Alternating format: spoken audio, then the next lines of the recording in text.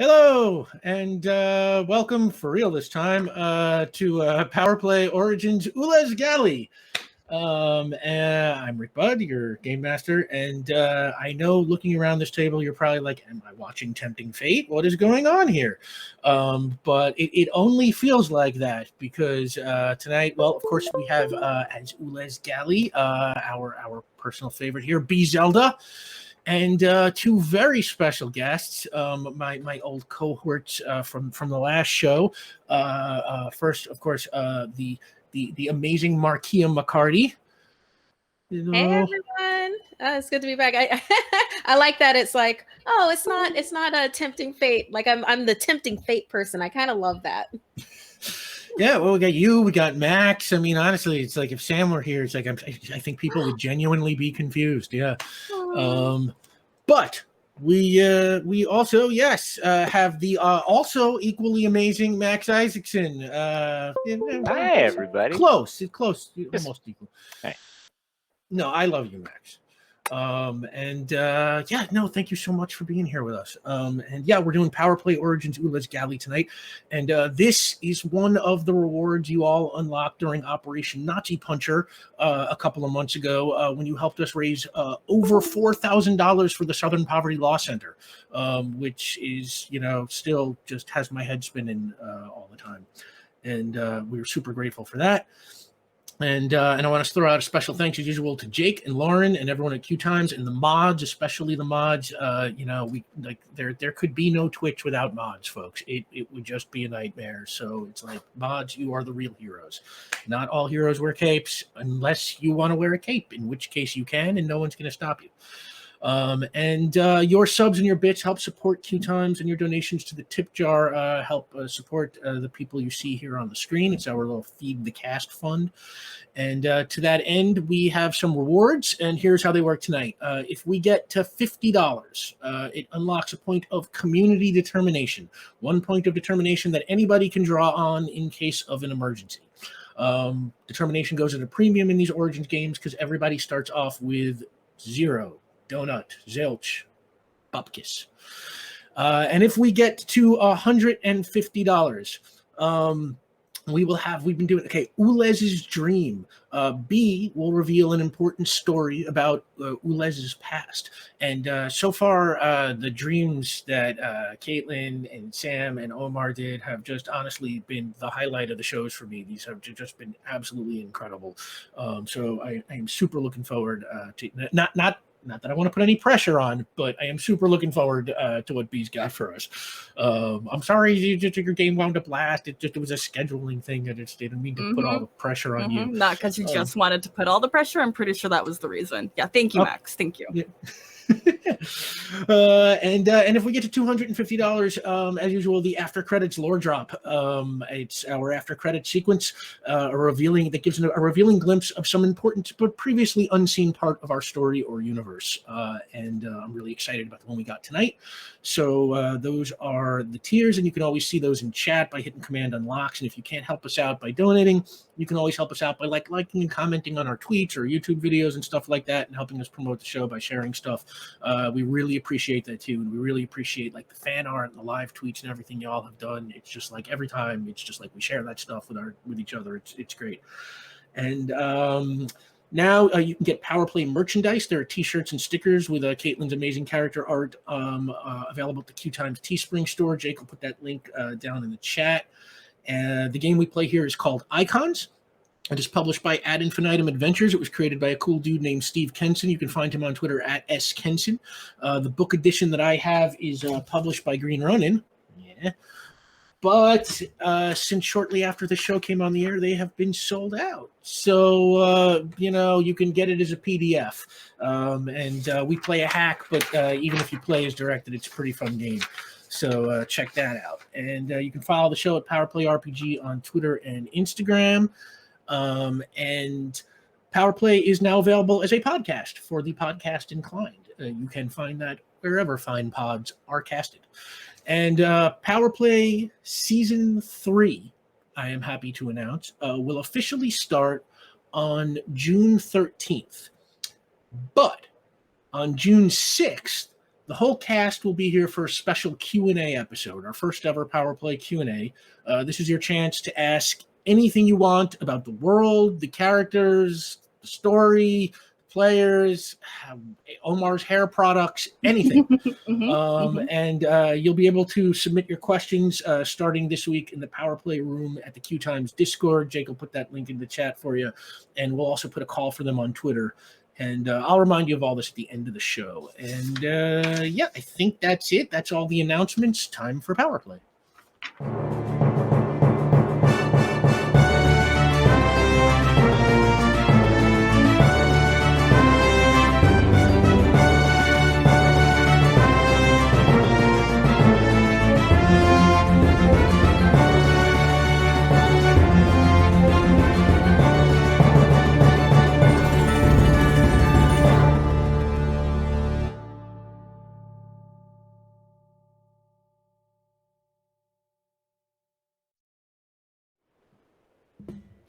Welcome back. So, previously on Power Play. In Power Play Season 1, Episode 1, the series premiere, we met Ulez Gallii, an artificial intelligence from another planet who somehow wound up in a dumpster behind a storage facility in Port Ruby. Now, it didn't take long for them to realize that they had partial amnesia, and they couldn't figure out how they got there or even how they got to Earth. Or where they came from, although they did know that they had a deep and abiding interest in plant life. During their adventures with Cadrax and Benny Beckett and Beyond Vigor, Ulez encountered the criminal psychic Bella Murata, who read their mind and saw strange visions of a planet with a blue sun and a yellow sky.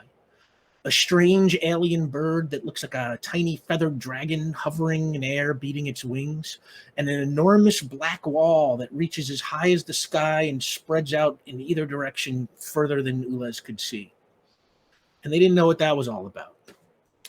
Now, eventually, the team helped Ulez recover their ship from the gangster Mickey Bomberg. And when they did, the ship connected with Ulez, and they remembered that they were part of a race called the Keepers and hailed from a planet called Spire. And Ulez figured out that the reason they had come to Earth was that they were responding to a mysterious distress signal, which eventually turned out to be from another Ulez Gallii, because there are thousands and thousands and thousands of Ulezes out there. That one eventually showed up and came to be called Tulez. And later, during an encounter with the scientist Molly Darnell, Ulez saw all of those images Bella showed them again: the black wall, the feathered dragon, and the planet with the blue sun and the yellow sky. And we're going to get to all that, but we're going to pick up this game before any of that stuff happens, before Ulez got to Earth. Now, Ulez, as we saw in last week's After Credits lore drop, you were traveling through space when your computer detected uncatalogued vegetation on a planet that it identified as Azitora, a place that hadn't been visited by keepers in over 7,000 years. Your ship brought you down to the surface, and you emerged from it to find yourself on a strange world with a blue sun and a yellow sky. And as you're standing next to your ship, you hear the system tells you solar recharge in progress, but the frequency of this blue light means that pod won't be ready for flight again for another 28.2 hours. We're going to pat it really nicely. That is okay. We appreciate you. Thank you, Ulez. I appreciate you too. And yeah, you climb out of the you climbed out of the pod, and now you look around, and you are in a field of white grass that is sort of populated with these large, dark red flowers. Ah, we must scan these. First, the grass. Grass is so fascinating, so prolific. It possesses so much data and knowledge. Ulez, do me a favor, make an intellectual. Oh no. Oh, wow. It looks like we unlocked the first tier. Thank you so much, everybody. Hey! I'm seeing that correctly. Thank you so much. Yeah, if we get to $150, Ulez's dream. Yeah. What'd you get? 2 on the dice. My intellect is 4. That makes a 6. Okay, so yeah, you see the white grass, you see the red flowers, and you sort of start walking around, kind of trying to take it in, scanning them, just basically cataloging it. And some of this stuff is recognized by your system already. Apparently, some of this plant life was already cataloged by the keepers over 7,000 years ago. But as you get close to one of those red flowers to kind of get a closer look at it, this tiny bird, a feathered dragon, zips up from the grass and it hovers right in front of you, kind of beating its wings, and it just sits there for a moment.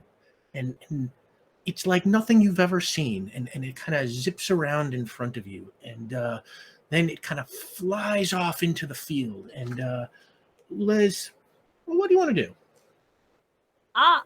We greet you. Oh, and they have disappeared.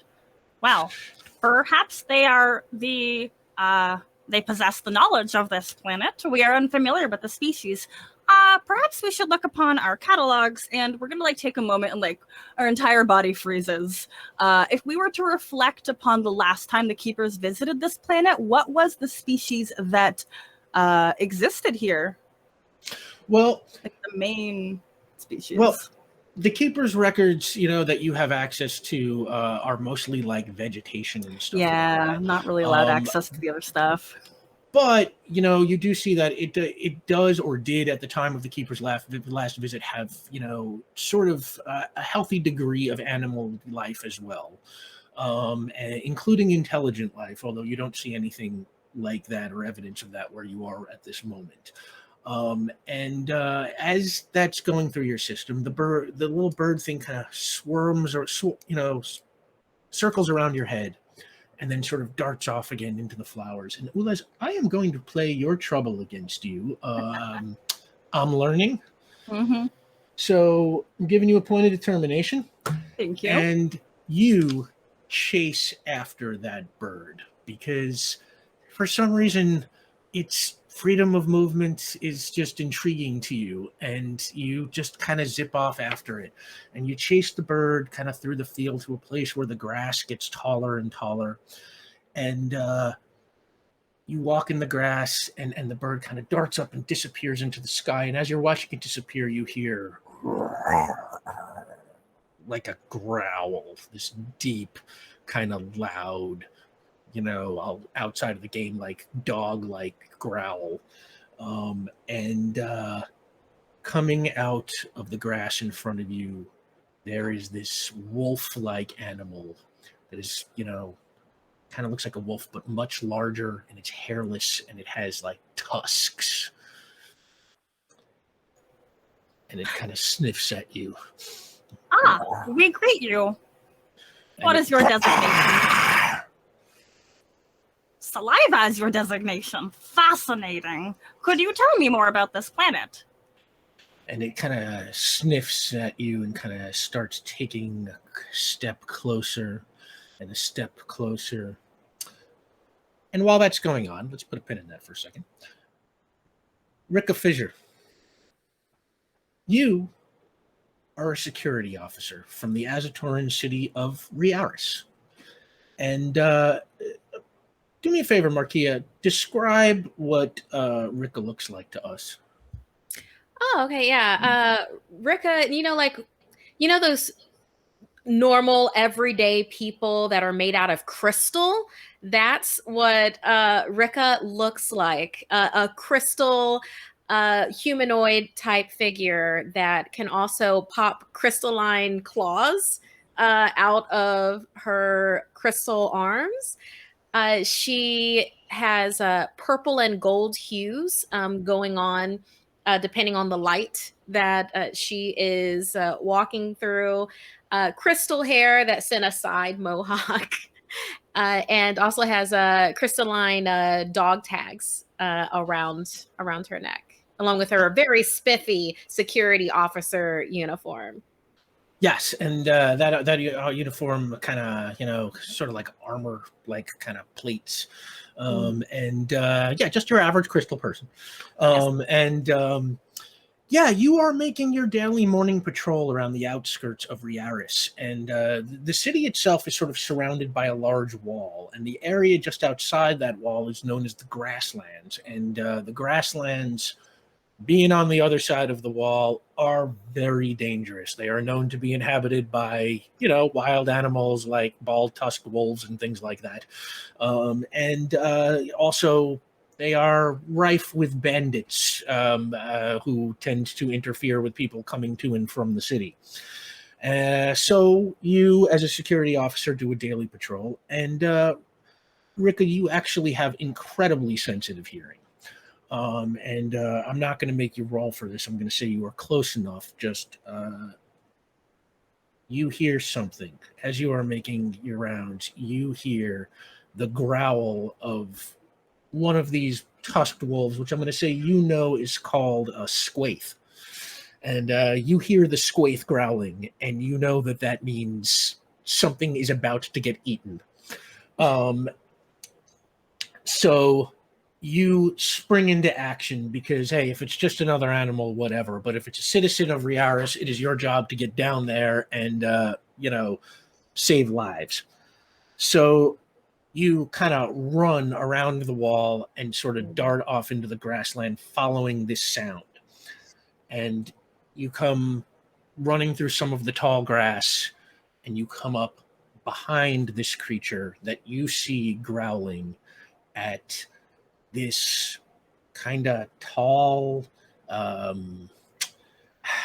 humanoid figure that has kind of, like this helmet with a reflective visor on and sort of big, long, kind of glowing, like pink braids. And you don't know this person, but you can sense the danger that they are in. Unless you've come to play, I suggest you stepping out of the way, dear person. We greet you as well. Is this an ally of yours?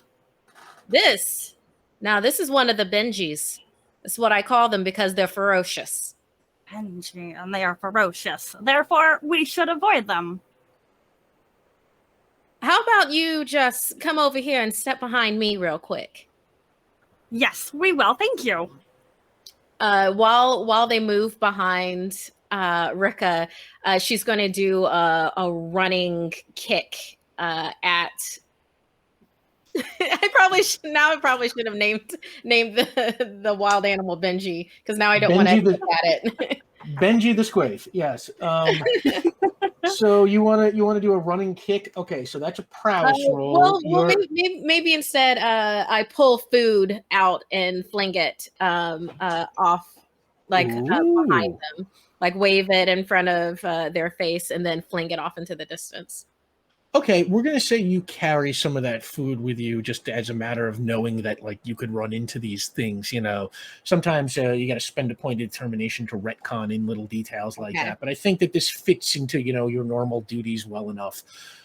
So what we're going to do is we're going to make a coordination roll to see if you can fling it in a place where the squaith is going to smell it. All right. Well, my coordination is 4, and I got a 2, so 6. All right. That's good enough, considering the distance here is pretty tight. I see. Yes. Okay. I described Ulez as tall. Ulez is not tall. That was just me babbling off at the mouth. Ulez is Ulez sized. So yeah. Yes. So that is close enough. And the squaith kind of and goes running over and starts eating the food. And we'll say that this food is, it's specifically designed to kind of like draw squaiths and keep them busy for a little while. So it's kind of, it's almost like a chew toy. It's got to like kind of, it's like you can't just like pop it down and eat it real fast. It takes up some time. So now the two of you are standing there watching the squaith eat. Are you visiting someone? Don't really get many travelers around here. That makes sense. My people have not been here for 7,000 years. I am here to study. That'd do it. Something I do recommend is for us to get away from this area. There's one of them right now, but with that food, there's going to be at least 3 to 5 others that are going to come. Oh, is there a more organic life form where you are located? Oh, there's a whole city. It's just you know what? Just come on this way and just follow me over here. Okay, we are called Ulez Gallii. What is your designation? I'm Rika Fisher. Rika's fine. So Ulez, you said. Correct. Pleasure to meet you. But seriously, let's go this way. I'd rather not have to kick one of them in the face today. Oh, okay. Goodbye, Benji. We were happy to meet you. Oh, Ulez. I missed Ulez. All right, yeah, and Rika leads you back towards the city, and, Rika was very fast running. It takes a few minutes at walking speed, but, it comes into view, and there's the wall, and being a security officer, Rika can let you right in through the gate in the wall, and the two of you enter, and you find yourself in the streets of Riaris. And the city is kind of a mix of like modern and traditional elements. It's got wide streets and tall but unimposing buildings that are kind of like Adobe type buildings. And they have like cool multicolored like neonish designs pressed into the sides of them. And you would imagine, that they look like they probably glow much like your braids do. And the city is probably something really to be seen at night, a city of lights, to coin a term. And which I don't think there is one already. And just crowds of crystal people just dart around in the streets, kind of like any old city you'd know from Earth. It's you don't know from Earth, but we would know from Earth. Darting their way through like kind of cool futuristic cars, and you can see the whole place is circled by this wall, and at the top of the wall there is this like kind of giant monorail typed train that's totally silent and kind of shaped like a big long bullet, and it just kind of zips around very, very quickly, and it's a city. And as you're looking around, Rika, you get like let's say you've got sort of like a phone or like a pager, and it kind of goes off. And it is a message, we will say, from your friend Mikkel. Mikkel. Oh, I completely forgot. I was supposed to meet him now. Would you show us some plants? Plants. Correct. Right. There's a lot going on with this planet where our plant life isn't necessarily, let's say, up to par with some other planets' lush life. We're practically desert-like here now. This whole thing that's happened with our native plant life, and I'm not really much of one for smelling, smelling the flora and the fauna. It's not really my thing. Maybe you should come with me to meet my friend Mikkel. He knows just about everything. He's one of those sciencey types. You seem like yes. a sciencey type. That would be delightful. It is my prime directive to acquire knowledge about plants. It is why I am a keeper. Keeper, huh? Correct. I don't believe I've ever heard of that species before. We have not been here in some time. I do recall the last time there was much more data available than what I have discerned. I would love to learn more about this. Drought? Right. No, well, more than likely, I think we probably did a really good job of messing up this planet. I think that's what you're going to end up finding out. But to each their own. Yeah, come with me to meet Mikkel. I'm sure he'll fill your head with all sorts of facts of what we did wrong. That would be lovely. Yeah, and Rika leads you through the streets to a tall tower. And Rika, yeah, that's exactly right. It's like you have heard of plenty of, alien species. Let's say that, Azitora is not exactly like an intergalactic travel hub, but alien life is not unknown here, but yes, you have never heard of the keeper species. So, Ulez is, a little strange to you too. And you make your way to Mikkel's workshop, which is located in a tall building. And Rika has a key and lets the two of you in. And the workshop is, Ulez, it is your typical mad science lab. It kind of looks like a cross between a set from Frankenstein and like Doc Brown's like workshop from the beginning of Back to the Future or something like that. And inside there is, why don't you describe yourself, Mikkel? Yeah. Okay. I am also like Rika, a crystalline humanoid, but I am notably old, kind of hunched over with a long crystalline beard. Basically, all of the color in my body has gone kind of gray and clear.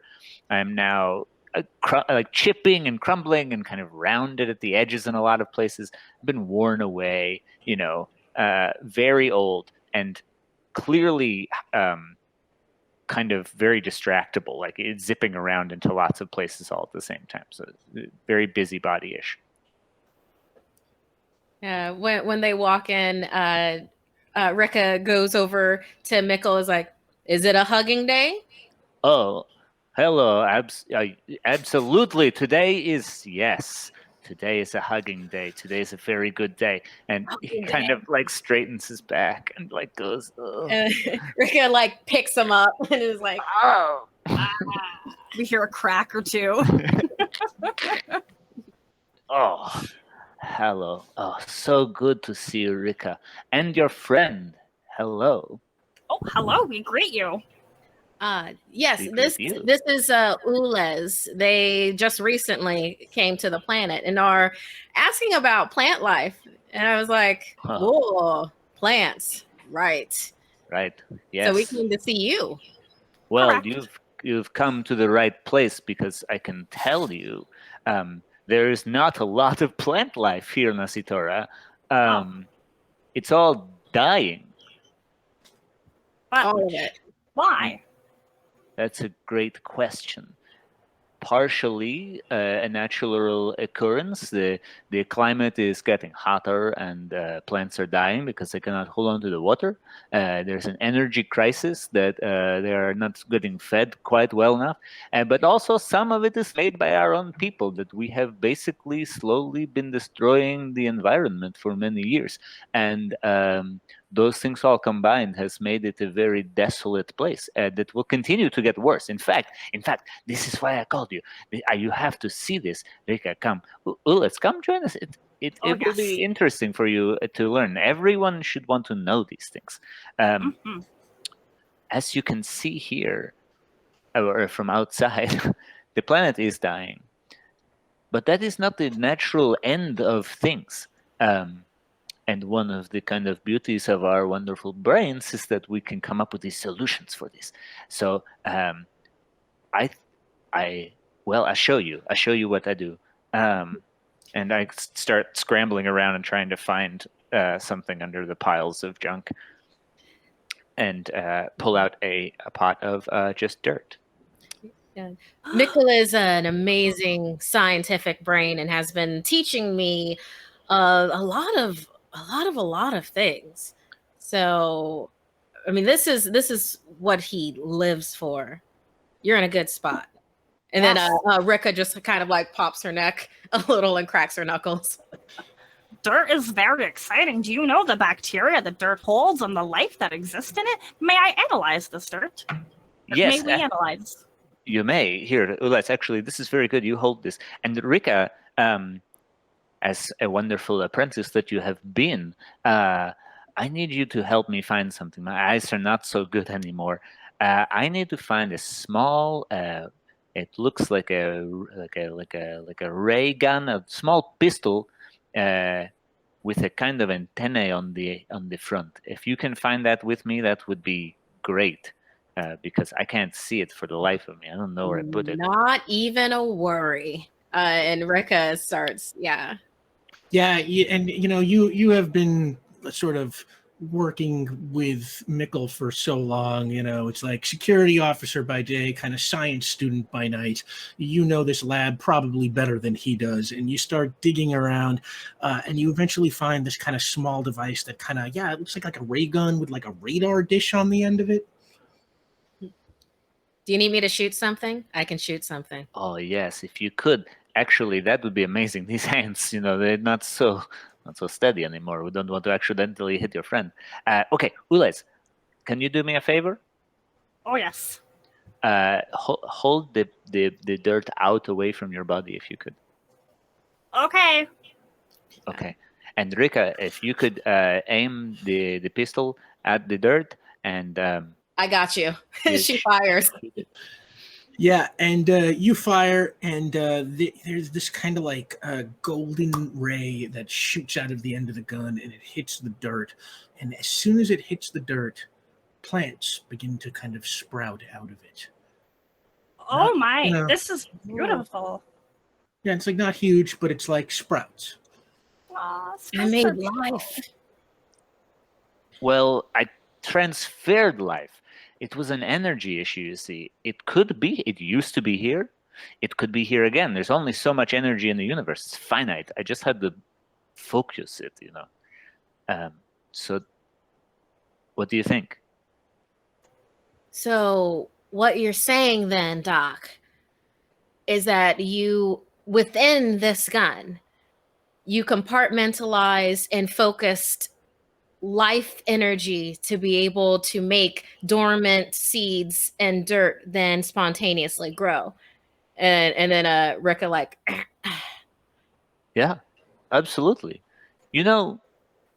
I'm going to be very, very happy to hand all of this off to you one day. It will be very nice to not have to worry about all this and know that you're taking care of it.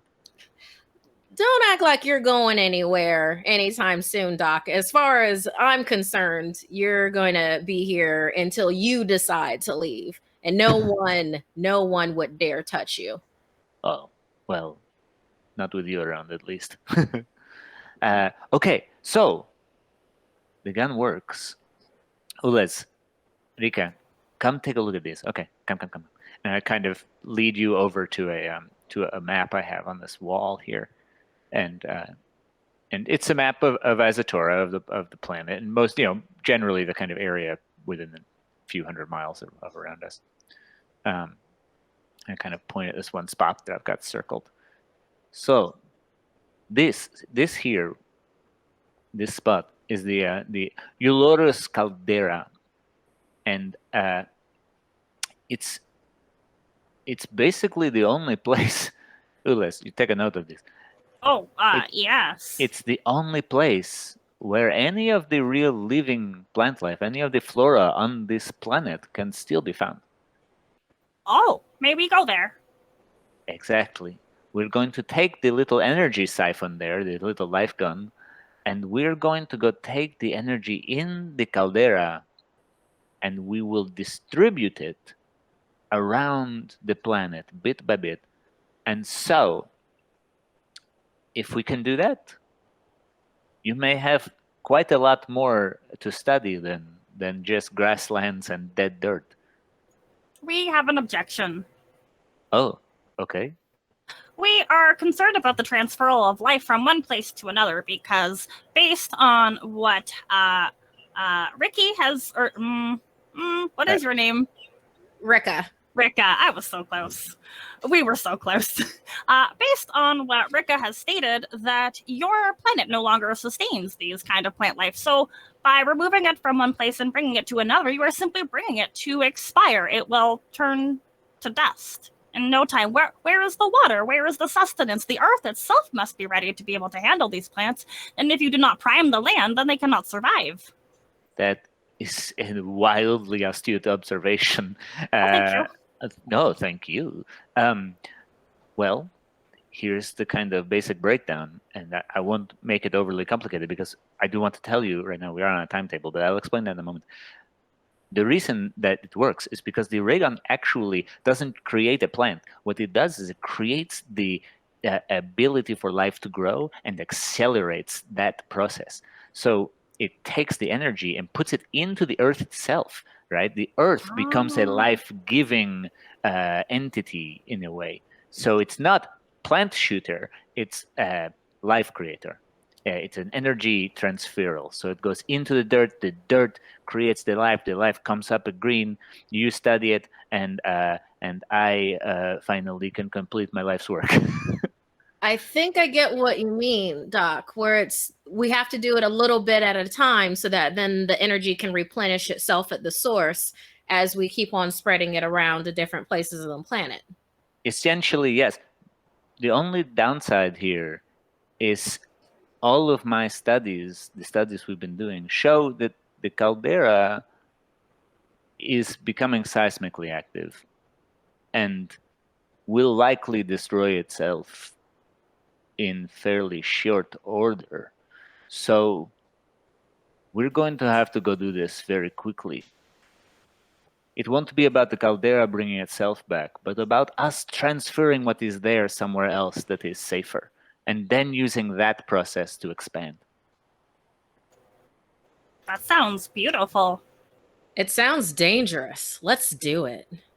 Great. Ulez, would you like to join us? Oh, yes, please. I was going to go along even if I did not receive the invitation. So we thank you for that. Absolutely. And I appreciate your go-getter attitude. Oh, this is very exciting for us. We arrived here due to the knowledge that we have not been able to study much of the plant life in a very long time, and now we understand the consequences. And to be able to be a part of the revitalization of this planet's life system, oh wow! Back home, everybody would think we are very cool. All right, I do want to be completely upfront and blunt with you, Ulez. This won't be easy. This isn't necessarily a planet that's just filled with happy, fun playtimes. There's dangerous animals out there, dangerous people. It is a dangerous and unstable environment. It's going to ask everything from you to do this. We have not faced much danger. We will process that as we deal with it. It can be mitigated. Danger is a relative thing, and I start I grab like a duffel bag or something, a backpack, and just start jamming all sorts of weird little bits and bobs and pieces of technology and God knows what, just tons of stuff into this bag. Everything that I'm putting in here, it's all danger mitigation. I've been planning for this. This is, I mean, Rika's been planning for this. I've been hoping that this is enough for me.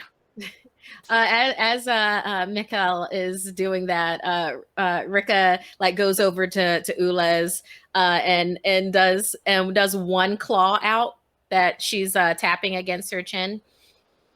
I know we just met. I just want you to know I'm not a trusting person, but you give off a really good vibe. If I'm wrong and something happens to Mikkel, I won't be nice about it. You would blame me for the faults of Mikkel? Oh, no. Mikkel would do it himself. That's a Mikkel thing. I'm just saying, let's just keep it cool.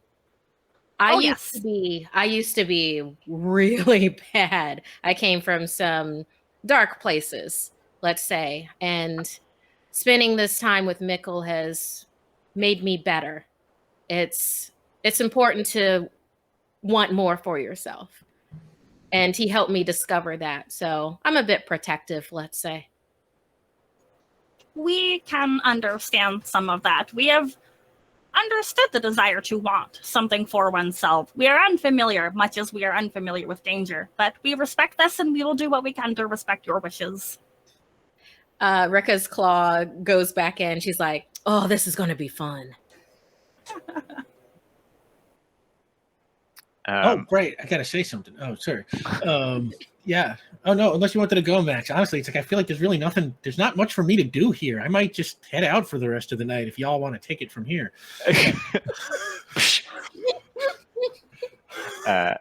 No.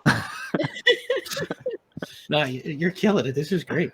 So yeah, I assume, from there you all head out, and we're gonna say that Mikkel, you've got kind of like this cool like off-roader Oh, all right. that y'all are gonna start the trip in. So I need to know first, who's gonna drive? I assume not Ulez, because you probably don't know how to drive this alien vehicle, but between the two of you. Oh no, Yeah. Okay. very blind. Rika Your, will drive. Rika, your driving is your coordination. Where did I make the thing for the off-roader? Okay. So make a test of the coordination limited by the vehicle handling ability. So the handling ability is 5, your coordination is 4. Okay. So do me a favor, roll a d6 and add 4 to it. Okay. All right. So I rolled a 4, so adding 4, so that's an 8 plus Okay. my 4. Yeah. Okay. So you are you start out into the grasslands, and it is, they're at first getting away from the city. There are at first some paths, and then those paths kind of become like more like rocky dirt roads, and then the dirt roads kind of run out, and you're just kind of driving over now just land. That's it. It's just like cutting through the grass. It's like bouncing off of rocks. It gets a little bit bumpier.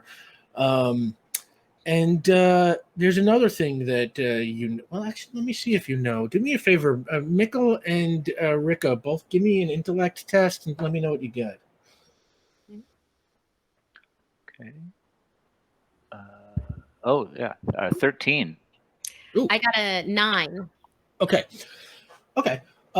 So at 13, Mikkel, you definitely know enough to know that this far out into the grasslands, there is another problem, something that is a little bit worse than even wild animals and bandits. See, back in the day, there was a war, and this ground was seeded with landmines, and some of them were left unexploded.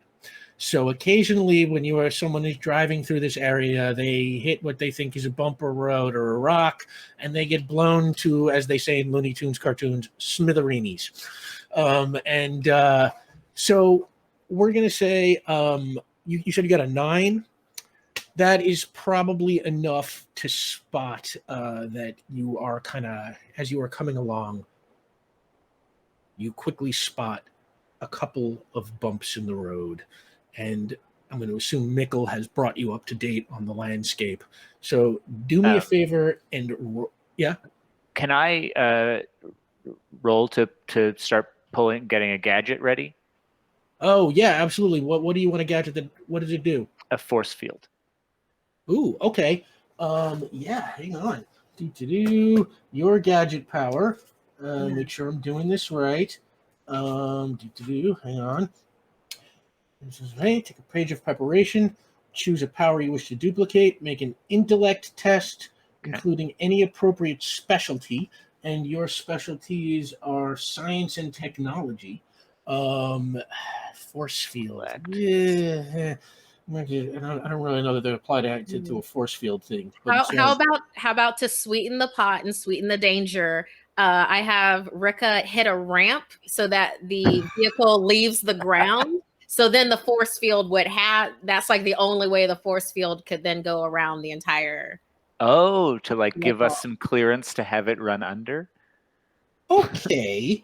Okay, hang on. Okay, so here's how we're going to do this. Mikkel, success gives you the gadget ability to duplicate the power for that chapter. Failure means you must make a determined effort to try again. You don't have any determination right now. So you can spend a point of determination to produce a gadget automatically. If you have determination, you do not at this moment. Yeah. So make an intellect test. Yeah, I rolled a 9 in total, obviously. Against the desired power level as the difficulty. So you would want a force field, and let's see, a force field. We're going to say, why don't you make it against level 5? So you said you got a 9? Yes. Oh wow. Okay. So You are now going to try and leap the car as he's turning on the force field gadget. Okay. That will be a coordination test. And I'm going to say that there is like, just because I love this idea, that there is like an old kind of petrified, like giant tree that is kind of just laying up there, and kind of, since it's broken on one end and half sunk into the ground, it sort of almost actually forms a little bit of a ramp. And you can kind of tell that if you can get enough speed and just do this exactly right, you can probably leap over those two bumps. And if you don't do it exactly right, you're going to fall off the end of the petrified ramp directly onto the mines. So give me a coordination roll. And what are your specialties? Your specialties are martial arts and stealth. Okay, no, they don't apply. So yeah, just give me coordination. Yeah, unless the martial arts are like quick reflexes. Yeah, they're not that malleable. We try and keep them pretty narrow, or else they all apply to everything. Totally understand. Rekka, presses down on the pedal, and then just before hitting this petrified tree, goes, "Hold on to your shards." And 6. So 6 plus my coordination is a 4. That's like literally the highest I could do. A 10. Yeah. So you know what? You pull that off brilliantly. It's like you go right up there, and even though this petrified tree is pretty narrow, you manage to stay balanced on it and just zip like over the mines. And it's like just as he is turning on the force field. Now, when you put on that force field, you actually rolled the same thing I did. So it is sort of to my discretion to decide if it works or not. And I'm going to say it kind of just barely works. So you get the force field on, but it hasn't quite covered everything yet. So when the car comes landing down on the other side, one of the front tires pops and you kind of skid out a little bit. But you missed the landmines completely. So yeah, you are now, the three of you, sitting in the Offroader with a popped tire. That was an alarming form of transportation. Yeah, I need to do this again, but with my 2-wheeler, because that was boss. I loved it. Next time, just I'll give you the force field ahead of time, so we don't have to do such a awesomely death-defying stunt. Rika kicks the door open. Where's the fun in that? We're fine. And gets out to look at the tire and hopefully check to see if they have a spare. Yeah, you got a spare. I'll say that Mikkel is smart enough to at least have one spare. But the tires are sort of too thick and elaborate to be patched. So if you screw up one of the other tires or destroy the spare, then you'll be in trouble. Rika, do me a favor, make a coordination roll. Let's see how fast you get the tire changed on. Okay. And today is the day of 6s. Hey. Apparently, Rika's really good with vehicles. That's good to know. Yeah, that makes sense. It's like you're both, sort of scientist and security officer, so you've probably got a lot of practical skills like that. And yeah, you go to work and you are changing the tire there. And you can see though you're got your eye on those landmines that you just missed, and and you're getting it done. It's all going very fast when that super hearing you got kind of kicks in, and you can hear some footsteps somewhere behind you. We got company. Another one of your friends? No, hopefully not. These footsteps sound different. And I don't really think that we want to run into anybody while we're out here. Do you have Ulez? Do you have any weapons on you? Any kind of offensive nothing? Absolutely not. No, we are not violent. My people only study. We are keepers of knowledge. How do you keep yourself alive? We simply do. Wow. Huh.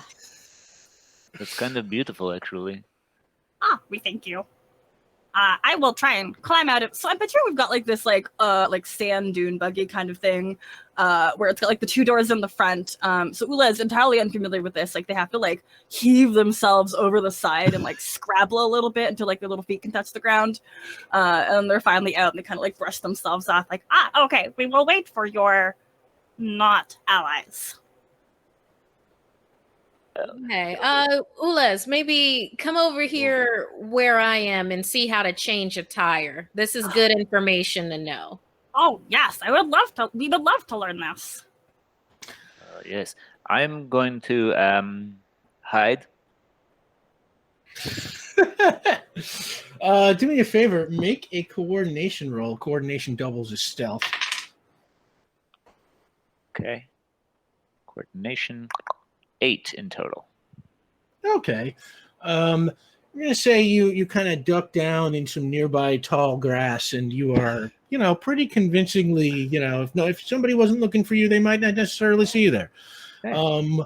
Which might be good because as Ulez is watching Rika change the tire, from behind them in, it's like again, sort of surrounded by this tall grass.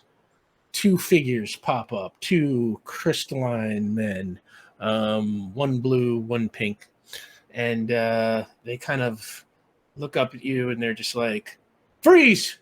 And they're both kind of holding rifles. Nobody move, nobody move. Rika stands up, blocking Ulez with her body. I could practically smell you the entire time you were walking over. But this isn't the day. The blue one looks at the pink one and is like, oh, damn it, it's a security officer. And it's like the pink one's just sort of like, I don't care. We got a rifle on her. Give us what you got in your pockets. And we'll be taking that Jeep too. Oh, the tire is no longer functional. Rika grabs a hold of the flat tire, the one that, is like, you don't want to do this. Not today. Not right now. Not ever. And this is the bad idea of bad ideas. And the pink one's just like, looks like we got a hero. Do me a favor. Everybody roll initiative, which is your coordination. Does my quality of I'm afraid of nothing come into play at all here? I don't think you can add qualities to initiative rolls, but okay. Once you start actually attacking, that'll pretty much any attack that'll add to. Holy crap! I think I'm gonna have to burn a candle for a deity because that was like my 3rd 6 in a row. Oh no, it's downhill from there. I know, right? I can't roll. I gotta retire both of these dice now. What'd you get, Mikkel? 7. 7. And what did you get, Ulez? 8. 8. Wow. So the way this worked out, Ulez will go first, then Mikkel, then Rika, and I got a 10 in total. Oh, you got a 10 in total. I got a 6 plus my coordination, which is a 4. I'm grateful that you're going first because whenever I go first in combat, Okay, so then it goes Rika, then Ulez, then Mikkel, and then the bandits. So, Rika, it is your attack. The bandit kind of you can see he's got an itchy trigger finger. You got the feeling something's about to go down here. What do you do? I'm going to whip that tire like at them within the line of fire because I'm gonna whip it at them towards their rifles because my movement's gonna be like me dashing towards to get into melee range. All right, the dash is like a free move. You can only attack one person at a time, but make a prowess roll, and you can add any applicable bonuses. Which for you, what are your bonuses? Martial arts you can add. Okay. So I'll do it at the one that's like, oh, I'm not afraid. I'll whip the tire at them. Are you okay? Here's the thing, though. You Okay. don't have determination yet. So the only thing available is the point of community determination. Do you want to burn that now? Is that okay with the community? Do it up. Do it up. Okay, I'm gonna do that. All right. Community determination burned. That gives you +2 on your roll. With your martial arts, that's a total of +4. So roll a d6 on your prowess, which is a Okay. 7. There we go. There it is. So I got a 1. So that's 8 plus the 4.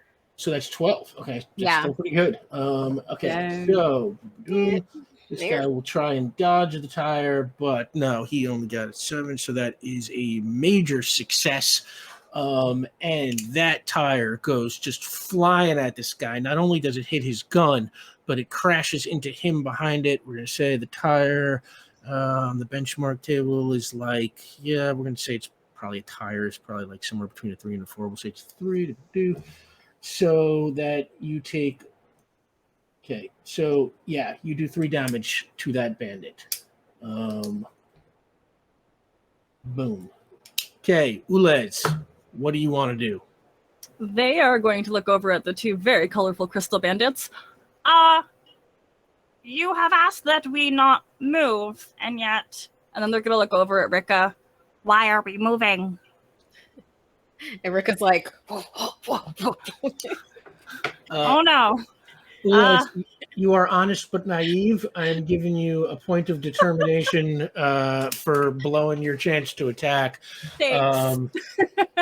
And that brings us to Mikkel. Oh, right. Yeah. Okay. I'd forgotten. I was hiding here. I guess I have my bag full of gadgets, but I don't have any time. I'm just going to sneak up and hit one of them in the head with the heavy bag of gadgets. Oh, okay. I don't have enough time to find what I need. I feel very flustered.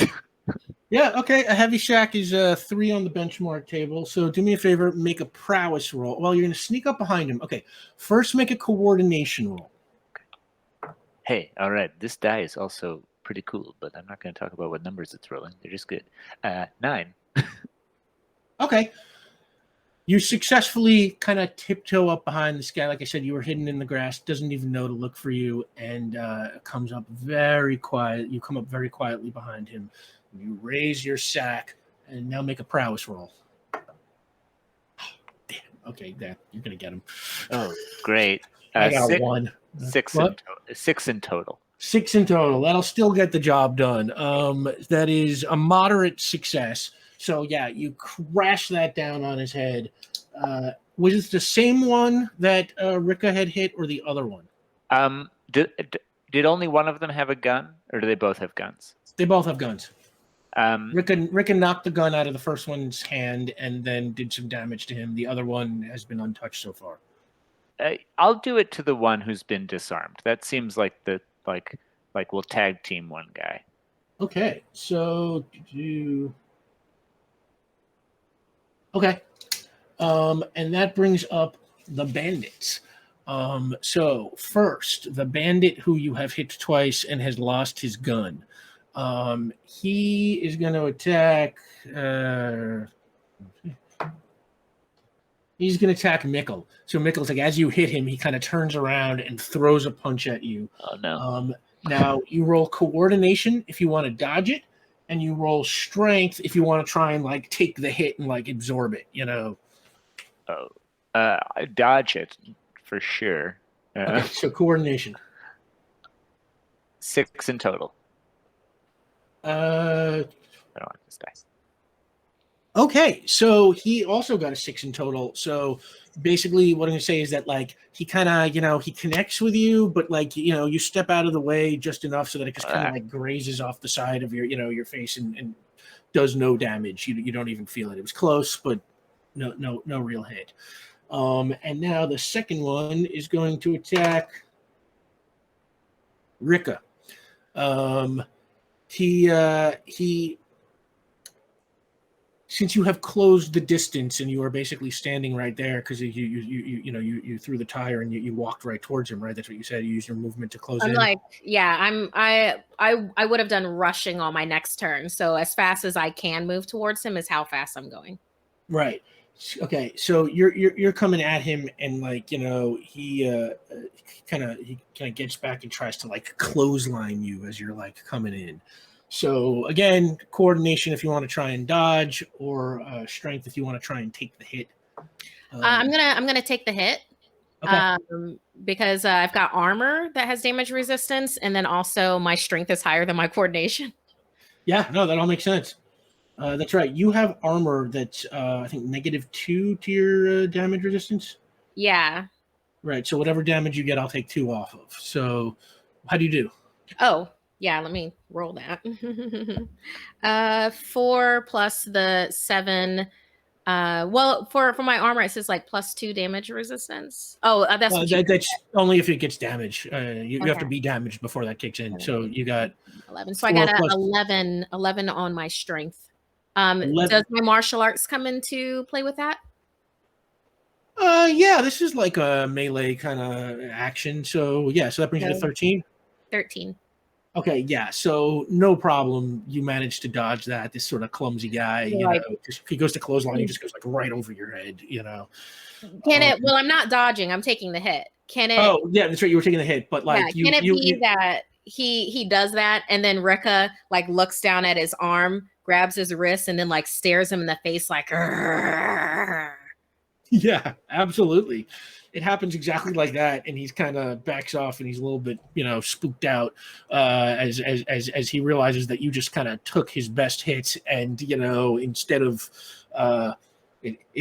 instead of getting hurt, you seem to have gotten more formidable.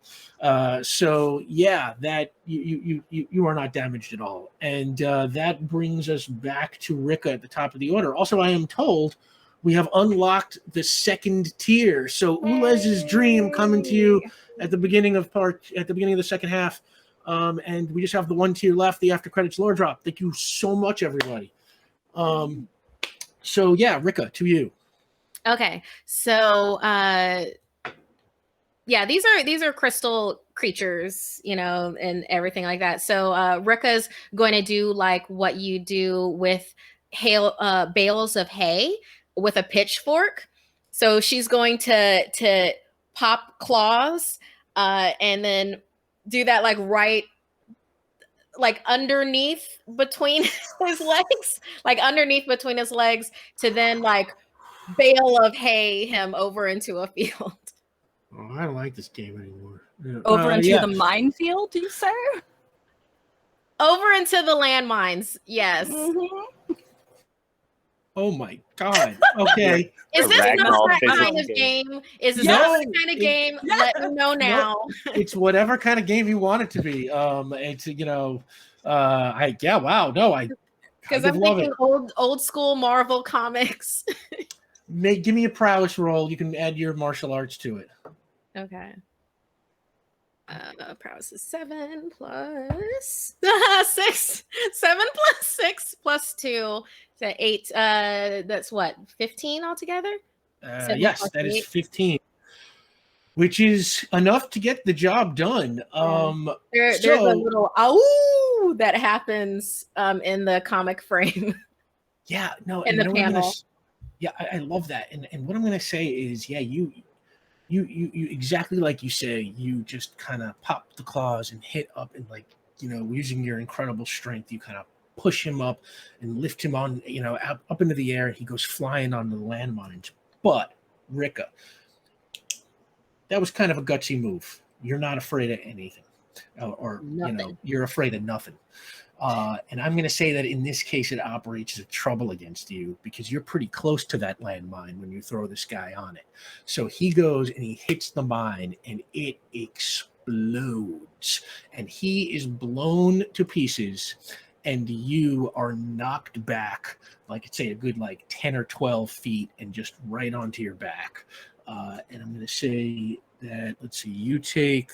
you're going to take 3 damage for that. So your stamina is now down to 9.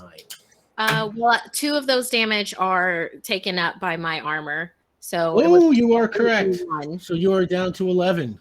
Good. See, Yeah. see, somebody who remembers something. This is.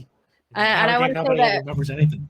Rika is giggling to herself on the ground because also her quality pain makes her stronger. Yeah. But what that does is that gets you 1 point of determination now for use in the future. That completely eliminates that guy. Oh, I should have asked. Did you hit the guy who you hit before? The one who, the one who you had already attacked that had dropped the gun, or you hit the guy who had his gun still? I hit the other one. The other one. Okay. Not the one that I had hit before. The one that had a gun trained. That's the one that I scooped up and tossed onto the landmines. All right. So that bandit is finito. So that brings us to Ulez Gallii. Can I spend this time to change the tire? Yeah, you can spend the time changing the tire. What do you want for that? You already have max determination for this game, right now. So it's like you can't really get a point of determination for it. But just, like as this fight's going on, you see Ulez just kind of wander off. And, based on the few moments they watched Rika changing the tire, they decide to take a crack at it. They just get to work. And that brings up Nickel. Okay. Well, I've hit the guy over the head with the bag, which makes me feel that I've probably dropped the bag. So it's just these, which aren't worth much.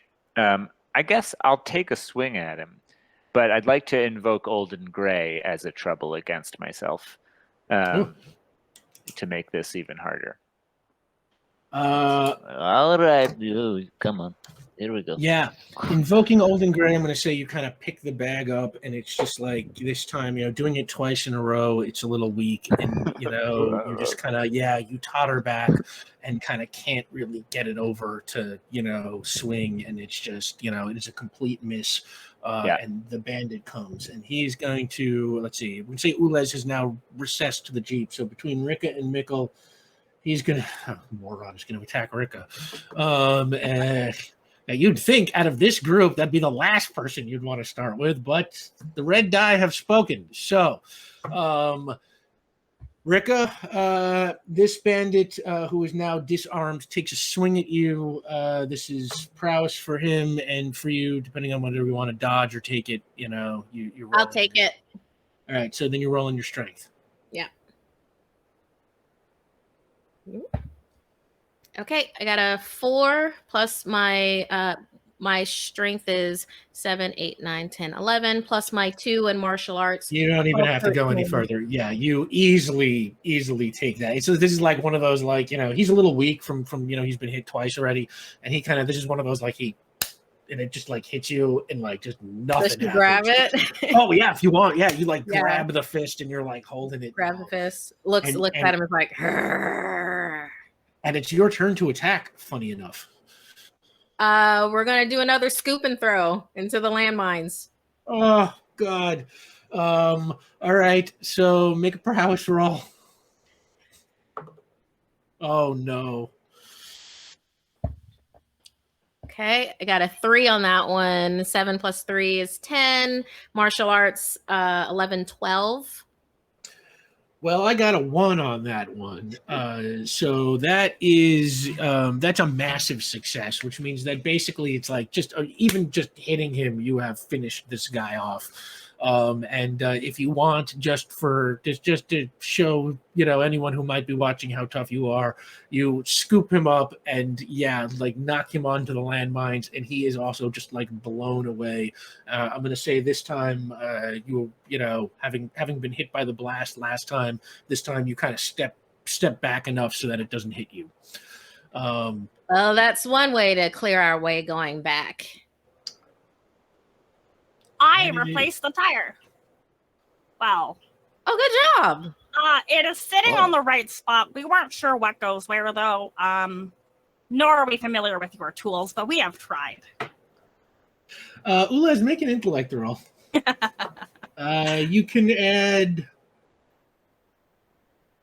technology to this, Oh my which is gosh, only one right now because you're way crushed back. it. You're ancient Ulez now. That's okay. 11. 11, yeah, okay. So yes, it's Ulez is a fast learner. I mean, artificial intelligence. Big brain. They very easily got that thing on just even after only watching you for a minute or so. They figured the whole thing out, and the tire is on.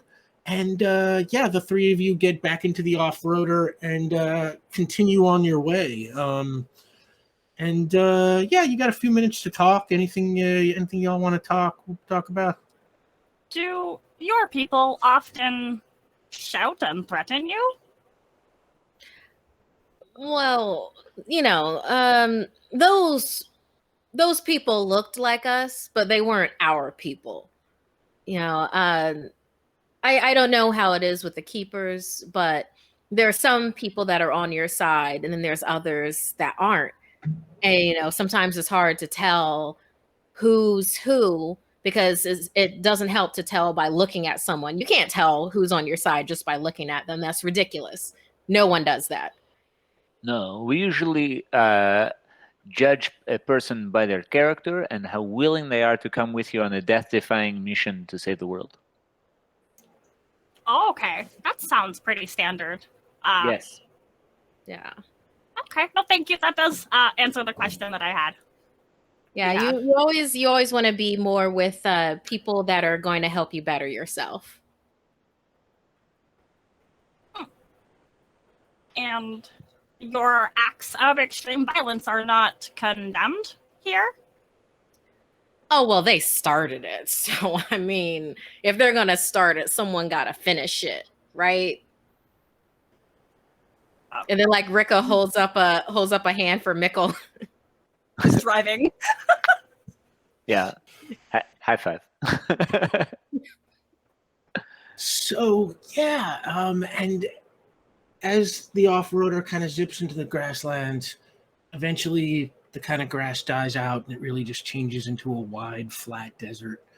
And you keep just driving in straight, and it is a long ass way to the Ulars Caldera, and you're driving through this desert for quite a while. And Ulez, this whole time you don't see a blade of grass, not a flower, not a tree. It's just kind of rocks, mountains in the distance, clouds in the sky. And eventually you start to see on the horizon, it looks like the land is going to end.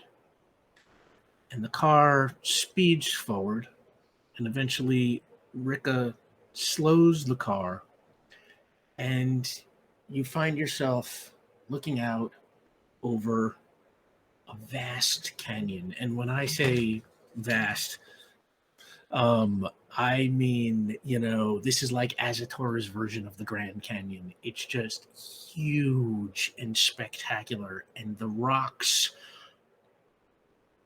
you see, like as you look out into the canyon walls, the rocks, you can see the geological layers in them, and the layers of rock are different colors, very distinct, sharp, different colors. So like kind of like rainbow stripes, these big, wide, tall stripes that just like kind of run up and down the rocks. Now, Rika, Mikkel, you've seen this before. But Ulez, to you, this is, spectacular. Yeah. And you can tell there is no place for the car to drive. And the three of you get out, and I'm going to say, Mikkel explains to you that this canyon, which is known as the Zostri Canyon, it is very beautiful, and it is very dangerous, like everything else out here outside the walls. It is filled with snakes and scorpions, and there is no shade down there, so it can get crazy hot out in the sun. The paths through this thing are very narrow and run along some very, very steep ledges. but you are going to have to cross through here to get where you're going. Two quick things, if I Yeah. could. One, I'd like to take the force field device off of the car, Okay. and I guess I'll attack Ulez. It's become sort of apparent to me that you aren't really all that helpful in a fight. I mean, I am useless almost, but you are truly incapable. This will at least keep you alive. Would you mind? Oh, yes, please. And I'll just kind of like poke at it and just plunk it on their head. Oh, And wow. be like, if you just turn it on and you've got the force field there. Okay. Okay. Because I think the gadgets work by I pull out devices that create those things. Is that right? Yeah, absolutely. Now, it's only supposed to let duplicate that power for a chapter, but I kind of like this. So we're going to say, since you're giving it off to Ulez for defensive purposes, it can stick.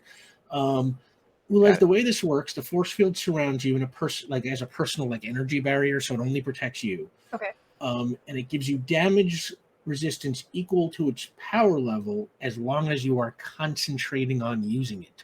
So I think we said it was level 5 is what he had rolled for. So that will give you -5 off of any damage. It's pretty powerful, actually. Oh, my word, yeah. But you've got to be concentrating. So if something falls on your head and you don't see it coming, or if you're hit from behind, or if you are just otherwise distracted, doesn't work. Only works when you are basically being like, force field on, and holding it, and holding concentration. Okay, deal. Additionally, whenever an attacker must touch you for a power to take effect, you can resist with a force field. Okay, yeah, that's pretty much all you need to know for now. So, I'm going to say the three of you start down into the canyon. Let's say, you've got a supply of water that, you kept in the Jeep, in the Offroader. And you start down a very narrow path that starts leading into the canyon. And, it's a hike. It's tough. You got to walk single file. The path is extremely narrow. It's the kind of thing where one false footstep and you can easily just go rolling right down the side.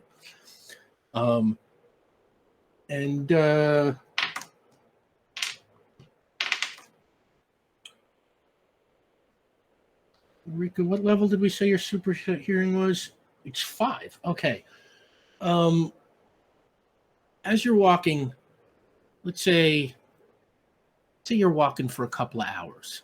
You've walked down the side of the canyon, and now you're sort of walking along, the middle of one of these canyon walls. It's like you can see canyon above you, a big steep cliff beneath you. And Rika, you start to hear, and it's hard to describe. It's like a strange noise that almost sounds, it's like a little bit like a bowling ball, like a rolling sound. But at the same time, it's kind of like it's kind of a little clackety, like maybe something with an uneven surface is like rolling along somewhere. Does it sound like it's coming towards us, or? Well, that's the problem. I roll your awareness for you in situations like this. You can hear it, but because of the echoes going around the canyon, you cannot pick out where it's coming from, above you, below you. It's just kind of echoing around. Okay. I'm gonna put a hand up for the both of them to stop real quick. I want to climb up to get a better view. Like if we're, I just want to climb up higher to look around. Ooh, okay. You are on this very narrow path. Climbing will be tough, but you got those crystal claws, so maybe you can try one of those like Wolverine things where you that's push the exactly claws through. Right. That's exactly what I'm thinking. Let's call that a feat of strength. Give me a strength roll. Okay.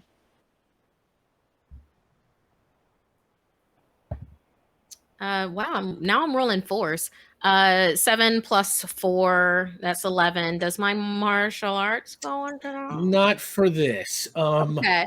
Then it's 11. Okay. Okay. That's pretty close, but okay, so here's how I'm going to do it. You punch into the canyon wall. It's like this is super hard rock, but you are just kind of able to do it. And you climb up a little bit higher. Now I'm going to let you make your own awareness roll here since you're trying to do it now. And let me know what you get. Awareness. Okay. All right. Yeah, your awareness is 4. 4. Okay, so I got a 2. that's a 6. Okay. Yeah. Yeah. Even from this higher point of view, Can I use one of my determinations? I've got 1. you can. Yeah, you can. You can spend it to add +2 to your roll. Well, let's see. The problem is I don't know if either of your qualities would apply here. I'm afraid of nothing. Pain makes me stronger. Neither one of those. I'm afraid of nothing is so applicable. I'm climbing up the side of a cliff. Yeah. Well, but are you trying to aid the climbing, or are you trying to aid the listening? Oh, I'm aiding the listening. Okay. All right, then never mind. That has to be used in a different way later in our story. So you kind of lean out trying to triangulate the sound, and it's like your climbing roll was like right on the edge there, and it's like you can't quite pin down where it's coming from. And as you lean out, you kind of lose your grip and you come like sliding down the face of the rock, and you hit Ulez Gallii. Oh no. And Ulez, you trip over the side of the path and go rolling down the side of the canyon. And we'll find out what happens to you after the 10-minute break. Welcome back. When we last left off, Ricka Fisher had climbed up a canyon wall to try and better get a grip on where a weird, mysterious sound was coming from. But she accidentally kind of lost her balance a little bit while, kind of reaching out to get to try and hear the sound, and fell off the wall and knocked Ulez Gallii down a steep canyon incline. And right before we pick up, I should point out we are just $100 away from this week's lore drop, which I am super excited about. So thank you so much to everybody who has donated. We're just close. Ulez, you slide down this hill, and it's the kind of hill where it's like, had you known you were going to be going down it, you could possibly have really carefully slid, on purpose and kind of stayed along on your back and your butt and just made your way down.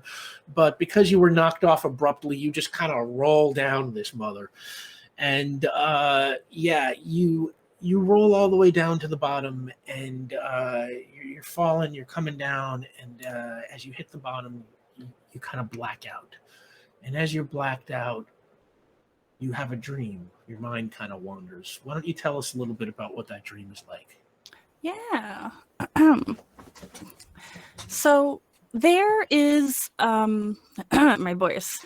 There is a spot that all Ulez Gallii have in the back of our necks. If you apply the right amount of pressure on the left side of the back neck, we hear a click. This is a gentle sound that we have heard every solar rotation. This is maintenance. This is our upgrade. We grow old and we change. This is the only time that we dream. When we pull our consciousness from our own local servers and become one with everyone. We are Ulez Gallii. We remember when we first came to life and the rush of experiences that came before us. When we are made up of the few parts at the start of our life, and we possess the local data of the ones that came before us. All the information that they shared with the Ulez Gallii, and all of the information that they did not. It was the day of my 21st upgrade. The sun overhead was bright, and the sky overhead was glimmering. We remember this upgrade. It was to be the upgrade that assisted us with our prime directive. All Ulez Gallii received their prime directive upon completion of their education. Some of us attend school to stay on the planet to manage other Ulez Gallii, but most of us attend a school of excellence or perfection to hone our specific talents. We all observe, we keep all the knowledge, we aspire to learn all that there is in the universe. We close our eyes, we shut off our senses, and we wait for the upgrade. At first, all of our senses are muted, and then our hearing returns to us. We hear the rush of blades of grass rubbing up gently against each other, and then our eyes open, and we can see only bright lights. There is a moment of panic, but then we remember this is an upgrade. This is the only time that we dream. We so often forget what it's like to upgrade, our time of growth, our time of change. We wait for the rush of memories. Others of us who have shared the exact same prime directive. We all possess the same knowledge. All of our goals are shared. There is meant to be a certain dump of data that we all share, but there is also data that we do not. All of that color fades, and for a moment, we only see darkness. And then we see another keeper, another Ulez Gallii. We are not familiar with this Ulez Gallii on a physical level, for our minds can interface as easily as another species may breathe. However, the local knowledge is not yet there. This Ulez has a bit of a blue tint to their outer shell, lots of silver and blue. Their eyes glow with a light blue, and we find it a little intimidating. We reach out to them with a hand that we do not possess in this dream world, and we can feel their gaze upon us. "Do you wish to access my private storage?" they ask. And we nod with a head that we cannot feel. And then we feel. We feel a desire outside of our mere prime directive, an ambition beyond simply helping our people. These feelings feel wrong and injustice. They do not feel like Ulez Gallii, but there is such an intensity that we lose some of ourself in the idea of being able to live, not for us, but for me.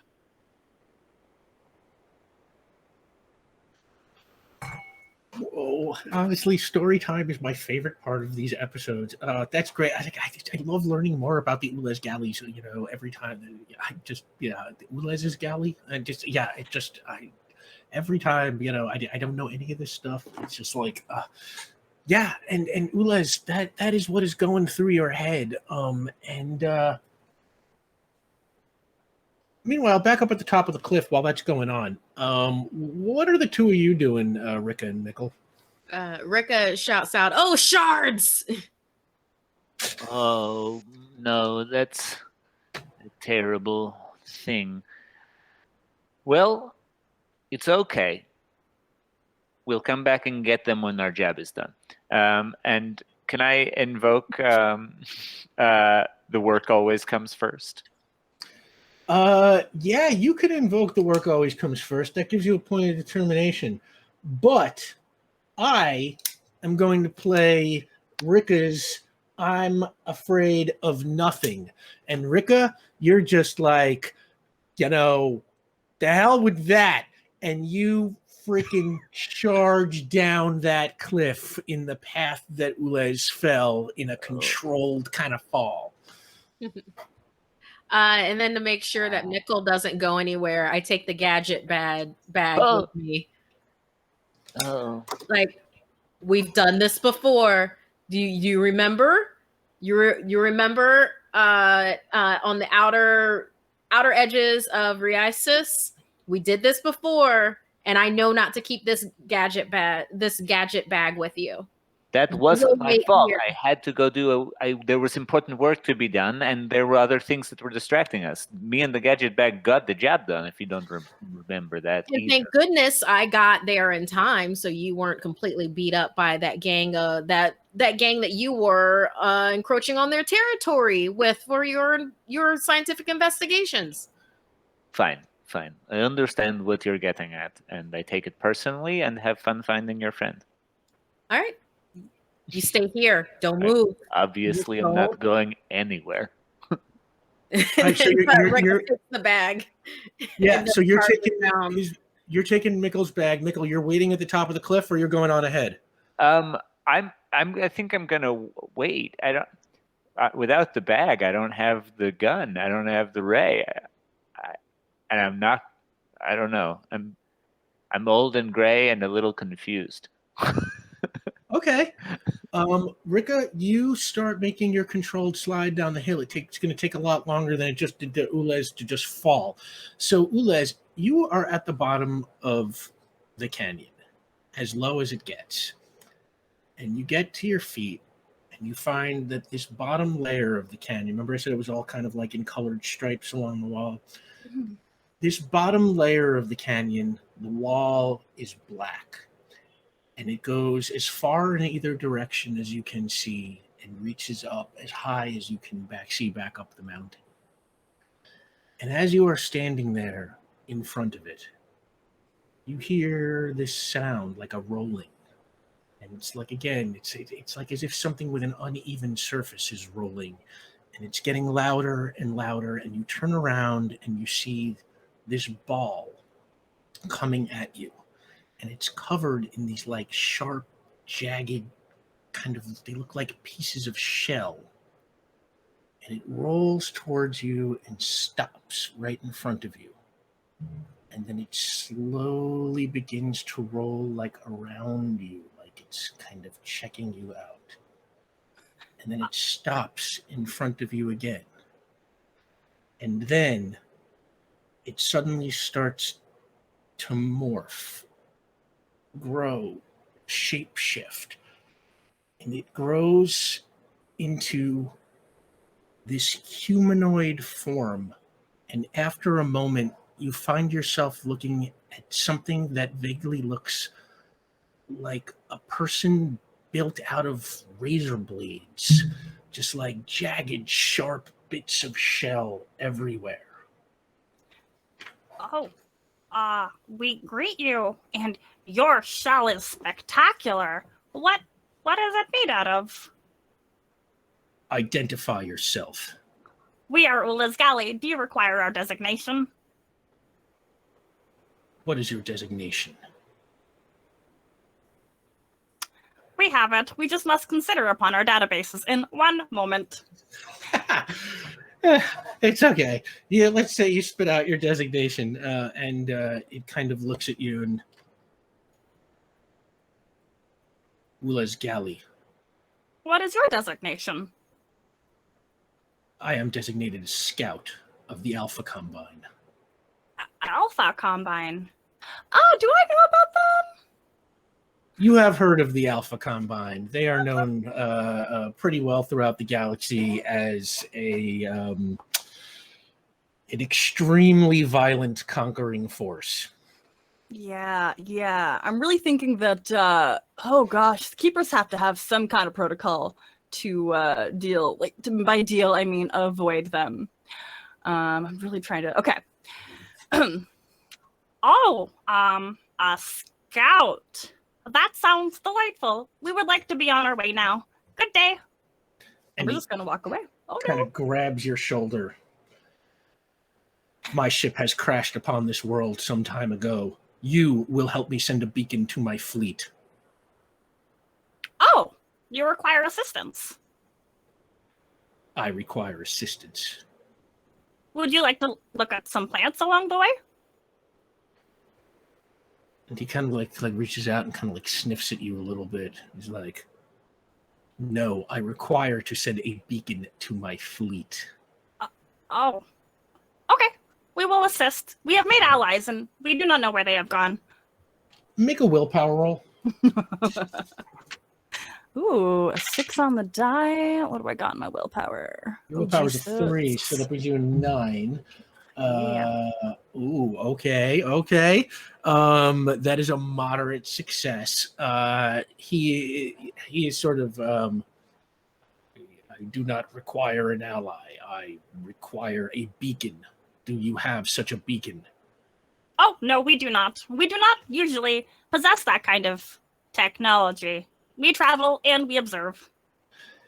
And while you are talking, Rika, you have finally kind of made it into view, and you see Ulez talking with this very tall, imposing looking figure that you do not recognize. Howdy, bud. I don't personally think that Ulez okayed you to touch them. That's a little forceful, don't you think? And unnecessary. How close are you? Let's say medium distance. Okay, so we're gonna call that couple of yards or further. Oh, we'll say a couple of yards. That's fine. Couple. Okay. Without even turning around, out of the middle of its back, a kind of claw covered like this, like covered in this jagged shell, a tendril grows and just shoots straight at you. It is a surprise to you, so you can't defend against it. And it does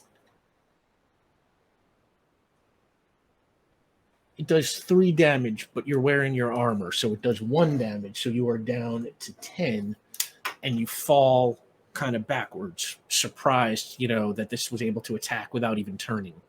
Yeah. Is it possible at all to do the pain makes me stronger in this circumstance? Because it attacked me first and I was gonna talk, so now we're gonna rumble. Well, yeah, I mean, it depends. Like, what do you want to do? You're gonna start a fight? Like, you have to add to something. So it's like, Yeah. Okay, so roll initiative. After it knocks you down, it kind of now sort of its head rotates so that it can look at you. It's still holding Ulez with one arm, and now a second arm grows out of its back, so it's kind of facing both ways at once. I rolled a 5. My prowess is a 7, so that's a 12. 12. Okay, so you go first. Okay. So it's holding on to Ulez right now, and it just attacked me. For the pain makes me stronger. I like the idea of me taking that damage. Just kind of like maybe even puts me into a type of rage state where it's not like I'm going to attack anything, but it's like I'm like laser focused. Like I'm going to hit where this counts now, type of a deal. Okay. What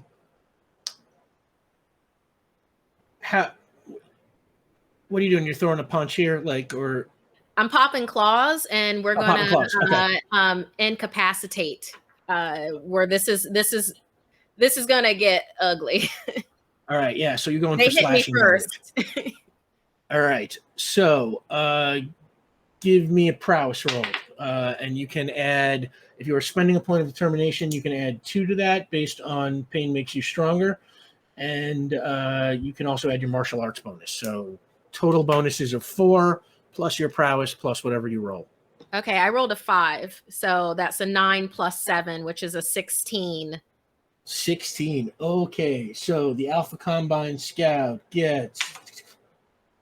Okay, so you absolutely just slash at that tendril that is coming at you, and it completely comes off, just clean cut right across, and it kind of screams this like loud shriek. I grab it and sling it over my head and hit it with it. Yeah, you could do that for show. It's like you get 1 attack, but yeah, it's like you hit him with his own tendril, and just like this shriek is so loud up at the top of the cliff.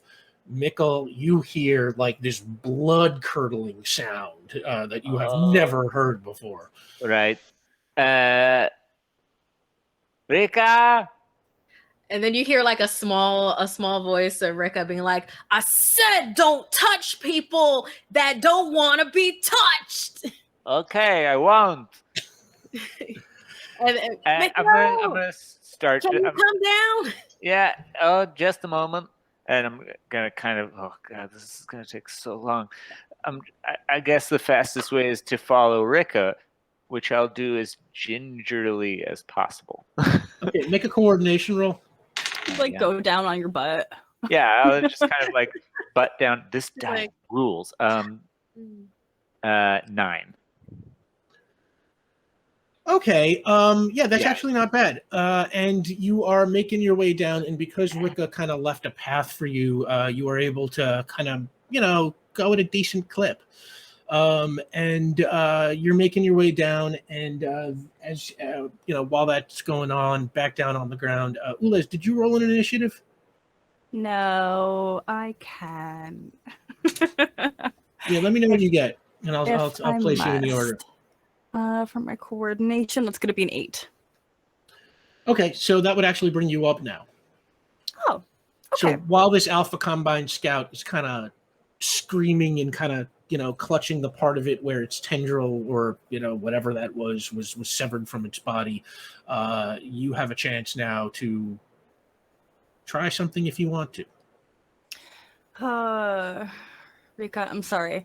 So I've really been contemplating. In order to be able to exist in the environment, there are certain protocols that have to be taken into effect when you encounter certain species. Now, all Ulez are notoriously bad at combat. Notoriously, they avoid danger. They're very pacifist. And so we would like to disengage and run. Okay, you're going to try and slip out of his grip, right? Yeah. So, let's see. Hang on here. I believe there is. How do we do that? Grabbing. Rushing. Throwing. Let's just call this a strength roll. Okay, because I'm so strong. 5. 5 total? Yeah. Do you want to spend any determination or anything like that? Honest but naive, I'm learning. I don't know you have anything that applies. Not really. All right. Nah, you try to get out of its grip, and it is a little bit too strong for you. You pull, and even in pain, it is able to keep a grip on you. Okay. And that brings up the Alpha Combine Scout, who is going to attack Rika. You severed its limb, with that slashing attack or whatever that was, and it is very upset with you. So it shoots kind of just another limb, just kind of seems to form out of nowhere and just shoot straight at you. You can roll, like I said, coordination to try and dodge or try and take it with strength. I'm gonna take it.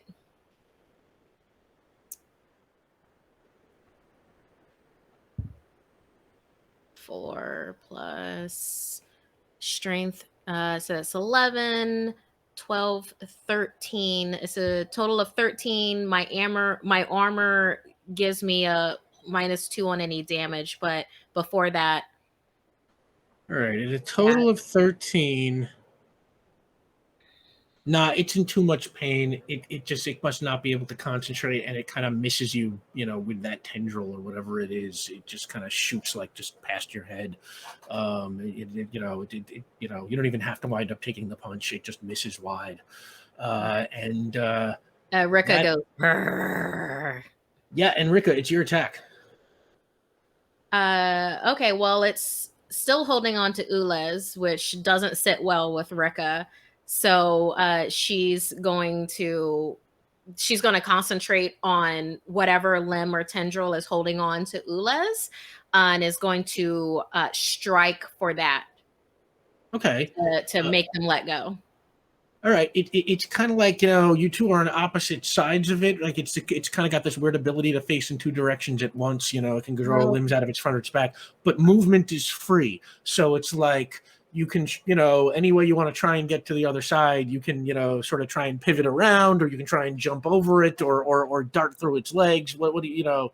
Okay. How about we do a like a baseball slide underneath it and then straight up into soft bits? I love it. I'm gonna get okay. You know what? The slide is free because it's a movement, and now give me a prowess roll for your attack. Okay. I'm rolling fours. 7 plus 4. Martial arts is 2, 6, 7. What was that? 13. That's 13. Okay, that's a moderate success. And okay, so you boom. Okay. You slash at the tendril, and Be like, shard this. Yeah, it's not quite the attack it was the first time. You are not able to kind of sever that tendril this time, but it definitely, you can see you've done some damage to it. And Ulez, do me a favor, make a coordination roll. Okay. 6. 6. Okay. Given that it is in pain and busy concentrating on Rika, you are now able to kind of pull yourself out of its grasp. And while that is going on, Mikkel, you make it to the bottom of the slope, and you are shocked to see what you have read about and know is a member of the Alpha Combine, a phenomenally dangerous race of space conquerors who motives are mysterious. They are ultra hyper violent, and nobody ever really knows what they want. It might just be to destroy, for all anyone knows. It's covered in razor blades. Like, if that's not evil. Rika has dropped your gadget badge over bag over where she slid down and was hit. Great. That's exactly what I need.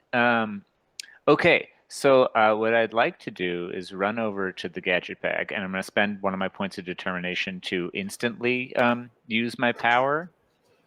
Oh, okay. Yeah. What do you want? And I think what I'd like to do is, can I was reading about the transformation ability, and it says you can transform yourself, but could I get something that transforms something else? That's a good question. Let me see. If not, I have a backup. Can you transform something else? Lets you turn into other things. Transmutation can conform. Transmutation can conform chemical elements and compounds by touch by turning non-living materials into different non-living materials. Yeah. Those might be your options as far as. Okay. Well, then in that case, we'll keep it simple. I kind of like whip open the bag, and I like jam like half my body in there, like searching through to find something. And I come out, and I'm wearing this kind of really big, ridiculous looking, like puffy silver hat. It looks almost like a mushroom, like Toad from Mario, but like it's just shiny silver, and it's got little things coming off of it. And I'm like, you don't want to kill my friends, and I'm going to use mind control. Oh, wow. Mind control So is quite cool. an ability. Yes. Mushroom hat. and It's a psychic enhancer. Points for the Mario reference. Mind control can take over the mind of a target in visual range, placing a temporary controlled quality that you can activate for free so long as it lasts. Roll mind control versus willpower test. So you spent your point of determination to get mind control for free, right? I had 2 points, though. I don't know if that helps in any way. Points. Let me just see how we determine level in that case. Cool. Success could do gadget able to look at the power of the job. If failure means it was termination of produce a gadget automatically rather than make a test. You're deprived of all your equipment. I guess.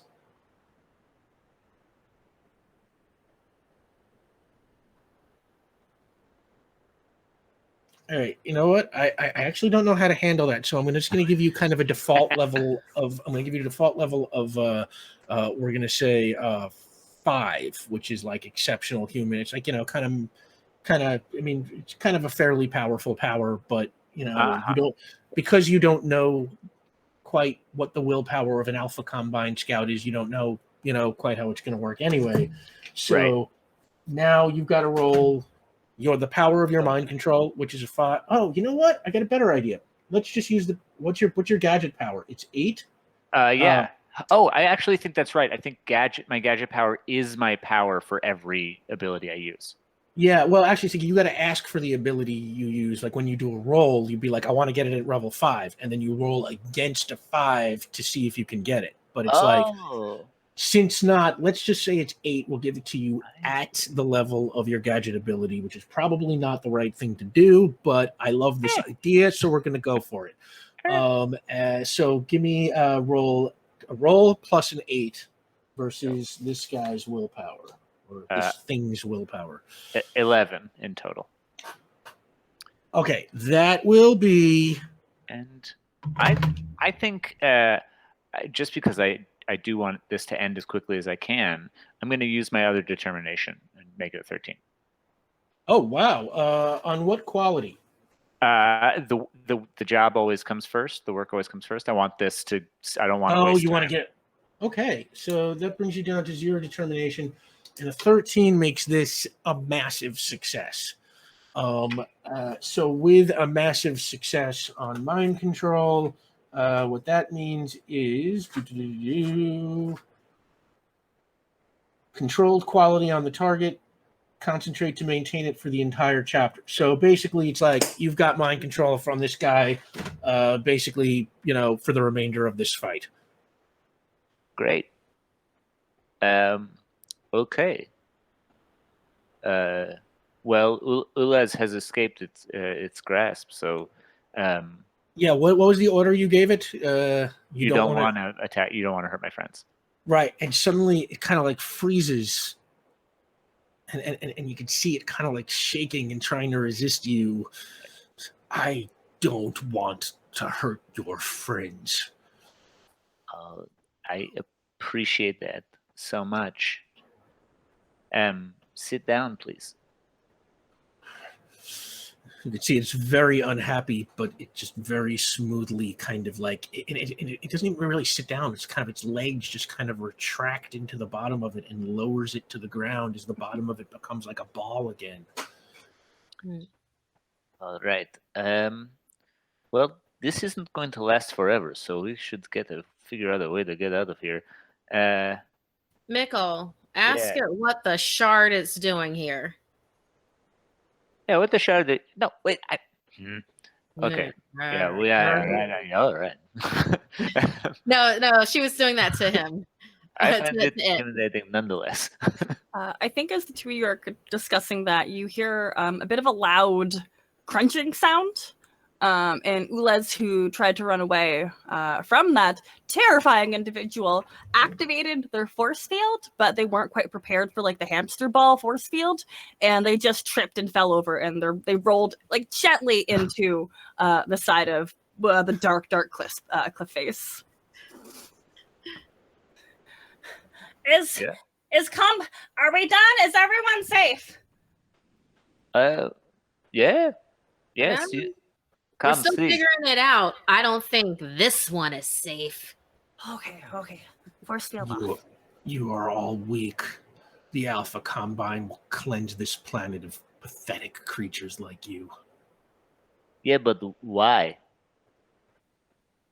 Once I summon them, that is what they do. Their beacon isn't working. They are very alone right now. Oh. So, but once you summon the rest of your kind, then they cleanse our planet. They're very bad at technology. They can't even fix their own beacon. That must be very embarrassing for you. I felt embarrassed for them. Yes. We're embarrassed for you, Combine. Mm-hmm. It must be hard. Tell us, is it embarrassing for you? This is extremely embarrassing for me. I will tell no other members of the Combine about it. All right. Well, Rika, Ulez, this hat doesn't work forever, so I have no idea what to do beyond this point. I mean, I got some ideas. Maybe both of you should just walk further into the canyon, and I'm gonna talk about fields and rabbits with this member of this conquering force real quick. That sounds good, Mickle. I've never heard of rabbits, but fields are lovely. Yeah, no, they're both fine. Okay. Just don't take too long. Hey, friend Combine, whatever she does to you is fine, and if you could just stay quiet while it's all happening, that would be great. Whatever she does to me is fine, and I will stay quiet while it is all happening. Yeah, I'm going to regret this. I'm from like a moral perspective. I'm going to have bad dreams, but we'll figure that out later. The work comes first. Hey, Ulez, want to see a tree? Come look at this. Oh yes, I have your bag as well. It is very heavy. Thank you. And the two of you go walking and sort of disappear around the cliff face. What do you do, Rika? Okay, so for this being, I'm not really a persuasive character, but it seems like they do not like being embarrassed by any way, shape, or form. So she is going to go in on while she's holding the tendon that she separated from their body, while she kind of like uses that as a scarf. She goes in on how she's actually one of the weakest people on this planet, that he literally, or they literally got beat by, like the D squad, of everything. And that she's actually really, really young too, like super, super young. I was gonna say make a willpower roll, but he said to but yeah, Mikkel planted a suggestion that he's got to go along with whatever you say. So if he tells anyone about this planet, they will get like eviscerated and vaporized, and it will all lead back to them and them doing it. So it is in their best interests to just be cool and to just go away. it is in my best interest to just be cool and to just go away. So, I mean, you understand, right? And then she's just like kind of helicopter piloting the tendon. I will go away. And never tell anyone about this planet. And never tell anyone about this planet.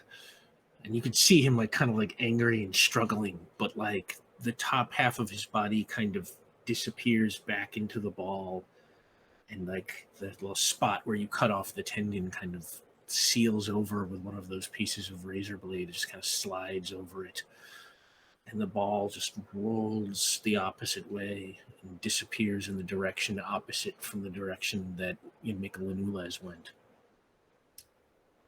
Whoa, good shards. And then she heads off towards where the rest of her companions went. Do you take the tendon with you, or? Taking the tendon. It is Okay. now a trophy. Okay. You go and catch up to them, and yeah. Having broken away from the Alpha Combine Scout, you now have to walk your way back up, find a way back up to the top of the cliffs, and sort of hours go by, and the blue sun starts to set slowly, and it starts getting a little dark out there. Oh wow, we're $200. Wow, we're just $50 away from the lore drop. Thank you so much, everybody. Hey, I'm really hyped with the lore drop too. I need to know what's gonna happen in the main show as well. That's right. This lore drop, kind of the first genuine glimpse of season 3, actually. Yeah. So you walk your way, sort of up the cliff's face. Maybe you find like a narrow, winding path, and eventually, when you finally get to the top on the other side, you have now made it completely across. It is dark. Do you want to travel in the dark, or do you want to try and make camp? Mickle, do you possess any items that emit enough light to create a pathway for us, or do you folks require slumber? Oh, no, absolutely. In fact, I have so many amazing things in this bag. Some of them have been breaking, though, as I keep hitting it against people's heads. But I'll see what's still good. Yeah, give me 1 second to look. You two chat for a moment. And depending on how you feel, Mickle, I have no problem taking the first shift if we want to try to show Ulez what it's like to roast marshmallows over a fire. Guys too. What are marshmallows? It's like a soft crystal. Yeah, it's this little crystal. It's great, especially when you heat it up over a fire. Ooh. I appreciate the idea, Rika, but there really is no time. If we don't get there with enough time to enact the ray, the entire caldera will destruct itself, and literally the whole planet will die. Yeah. But I do love marshmallows. Ulez, shard check on that. A shard check, indeed. Mickle, I will save you some time digging through the manual. There's a power called energy control, which can give you power over light. Possibly the ability to, blasts of light and dazzle people with light and things like that. So I'm going to say probably well within its powers to create some kind of like powerful flashlight. Cool. Yes, that sounds. Oh, hey, look at this. Yeah, so now I roll against. All right, how powerful do you want the light to be? Like, how far ahead do you want to see of yourself? Be able to see?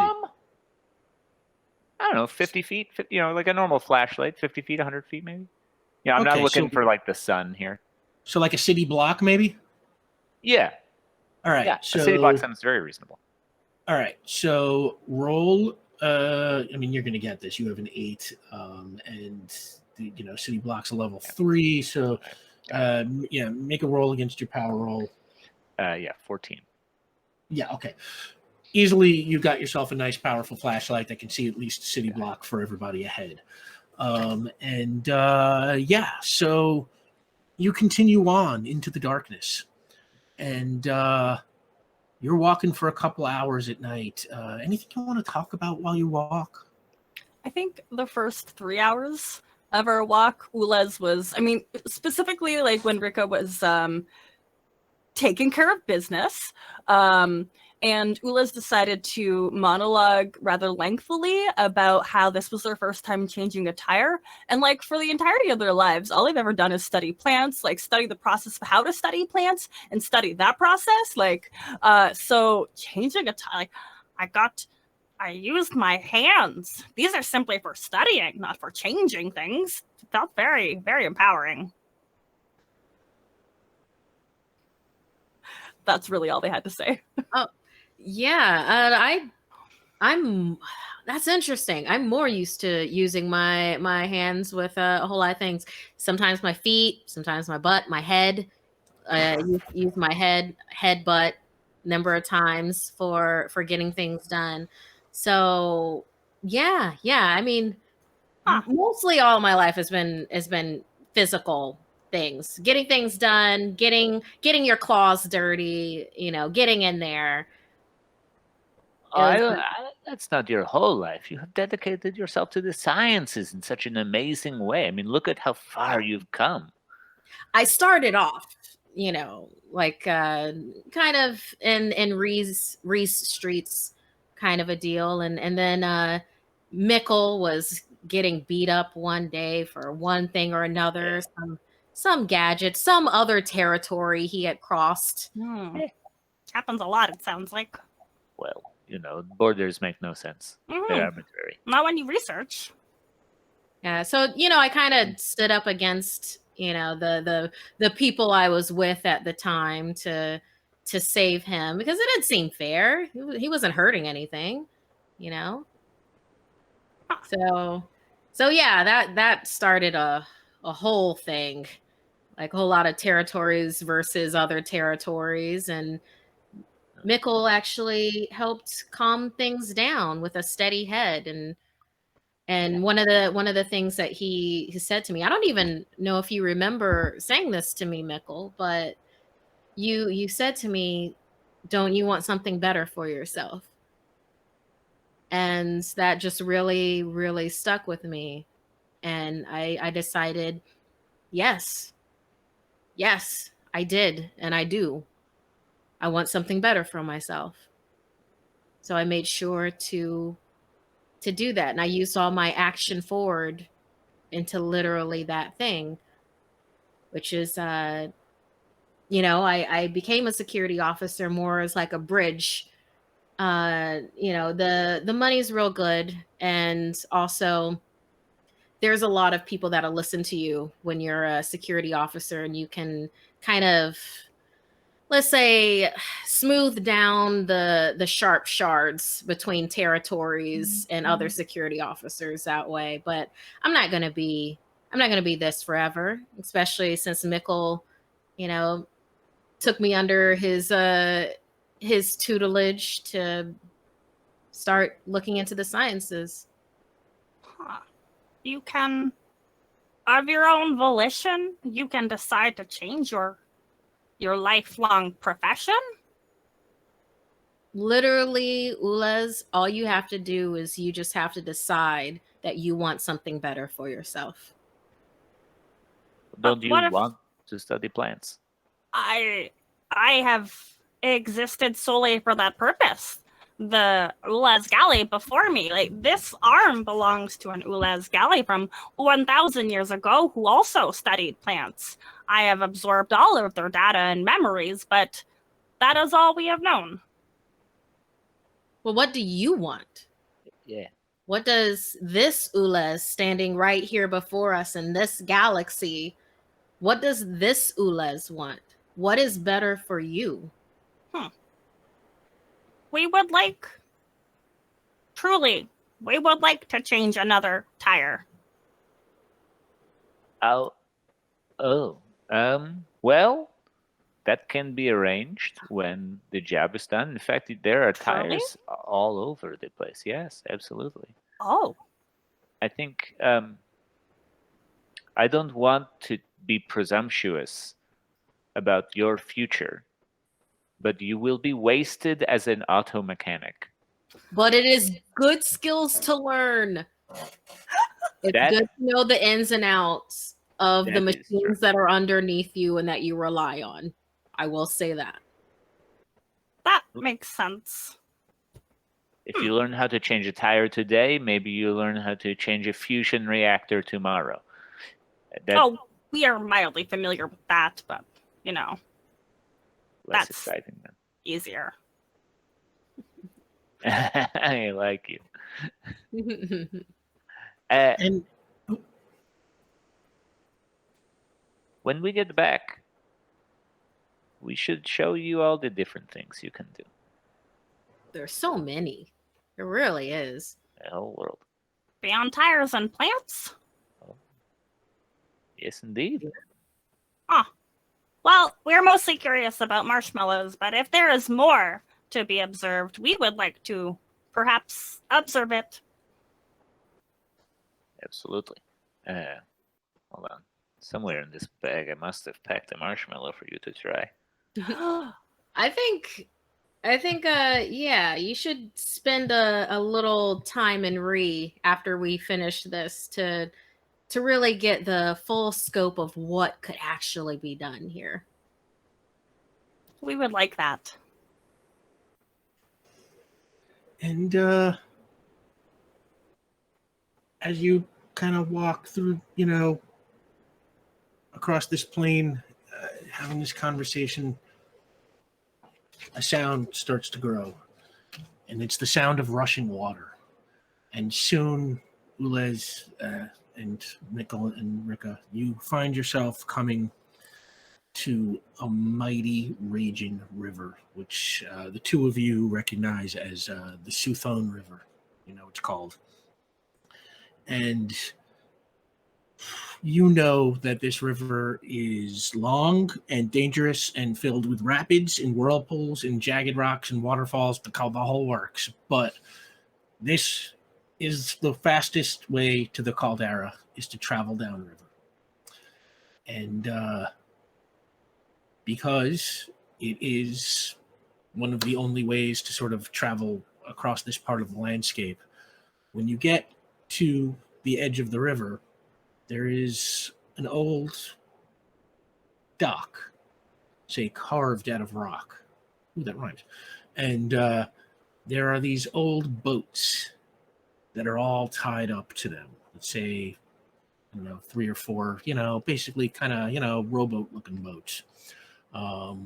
Maybe 2 sets of oars or something like that.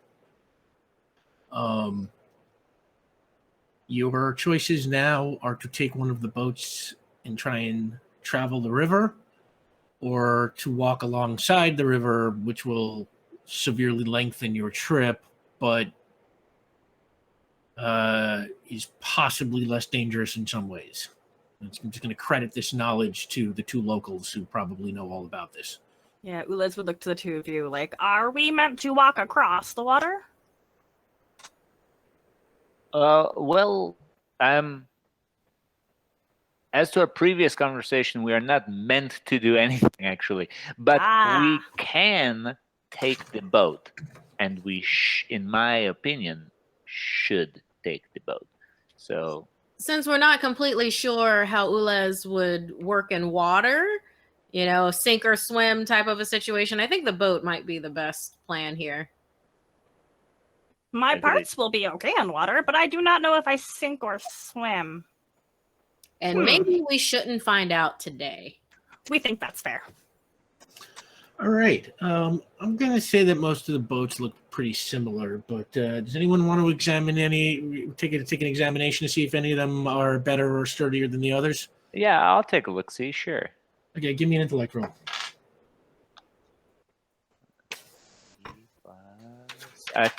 10 total. Okay. I'm going to say that you are able to sort through, the 3 or 4 boats that are tied up at the dock, and you are able to pick one that's got a handling of 5, speed of 4, and the one with the best structure, which is also 4. Handling don't 5. worry, I'll keep track of those too. So the 3 of you get into the boat, and you cast off. Who is rowing the boat? Okay, Rika. This is a handling roll. Give me a coordination roll.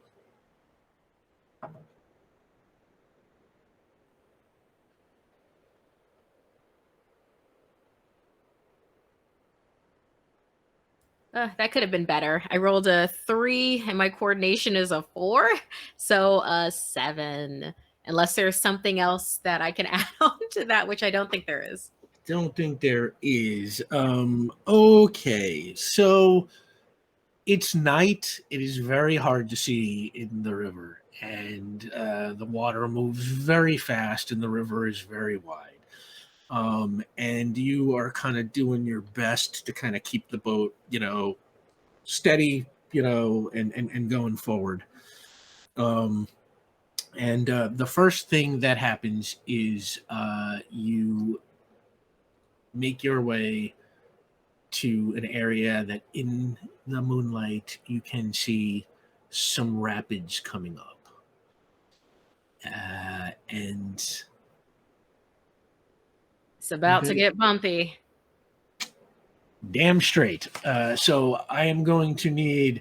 Okay. I'm going to need everyone to make a strength roll and tell me what you get.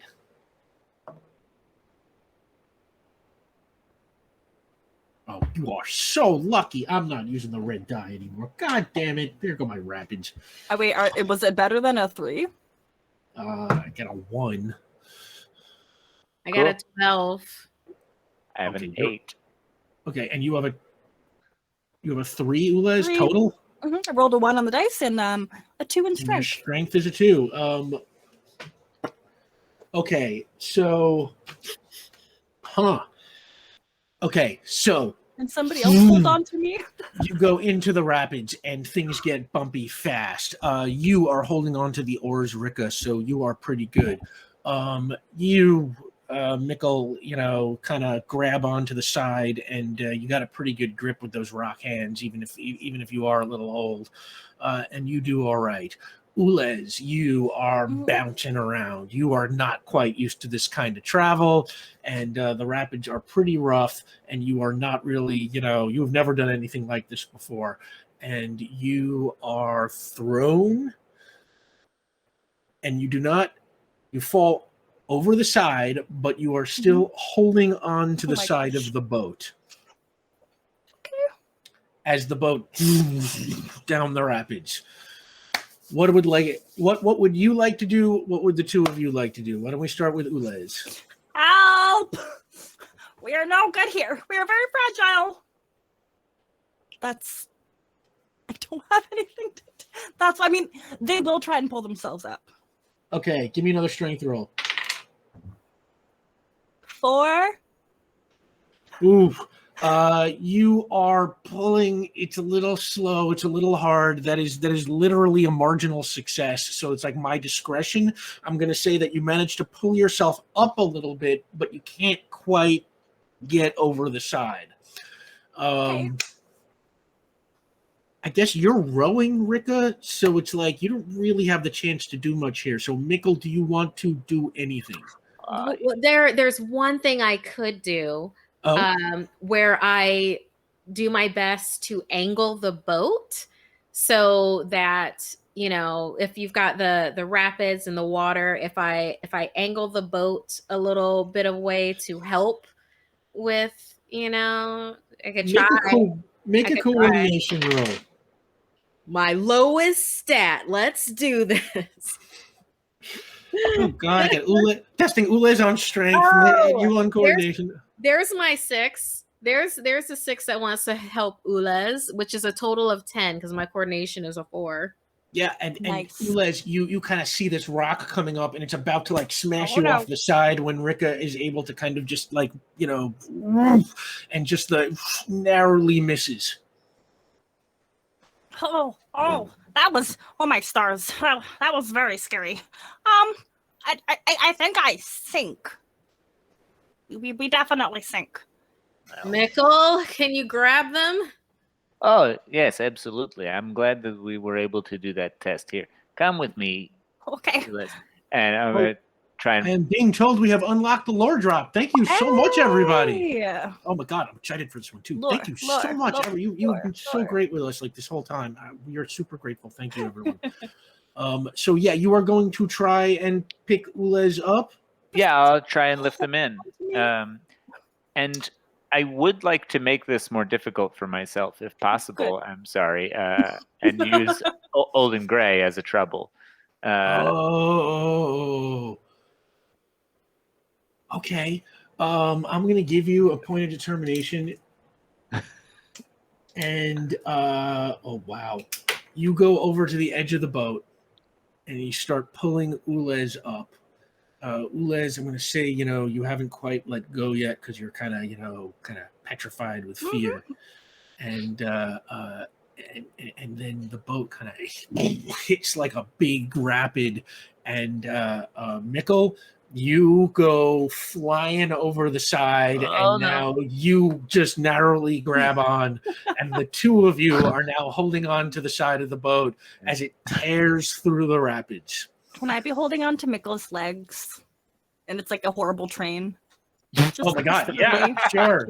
Thank you. Let's say that yes, because he was pulling you up, you fell. He kind of fell over and just narrowly grabbed, and now the two of you are kind of dragging along the side of the boat. Rika, you are the only one left in the boat, and you are rowing. Okay. Rika is going to use strength to purposely try to capsize the boat in the opposite direction, where it's like if they're on that side and holding on, she's going to purposely get the boat to take on water on the other side to have them then from them dragging along the edge, it'd be them like literally laying on the side of the boat to hopefully have them tumble in. Okay. Huh. Are you making that Uh, face because you think the boat will sink? You can like Let's rock call boats. that a strength roll. I mean, there's really a strength roll and a coordination thing in there. It's kind of two. So first, make a strength roll to see if you can physically pull it off. How about if I throw in I'm afraid of nothing, because it takes a certain amount of anti-fear to then be like, I'm the only one left in the boat. Let me endanger myself to then get people back in. Oh, I buy that. Yeah, I think you would have to have nerves of steel to try something like this. Like James Bond fucking would be scared to try this maneuver. So yeah, absolutely. You can that'll be your last point of determination. Yeah. And you can add that to the strength roll. Okay.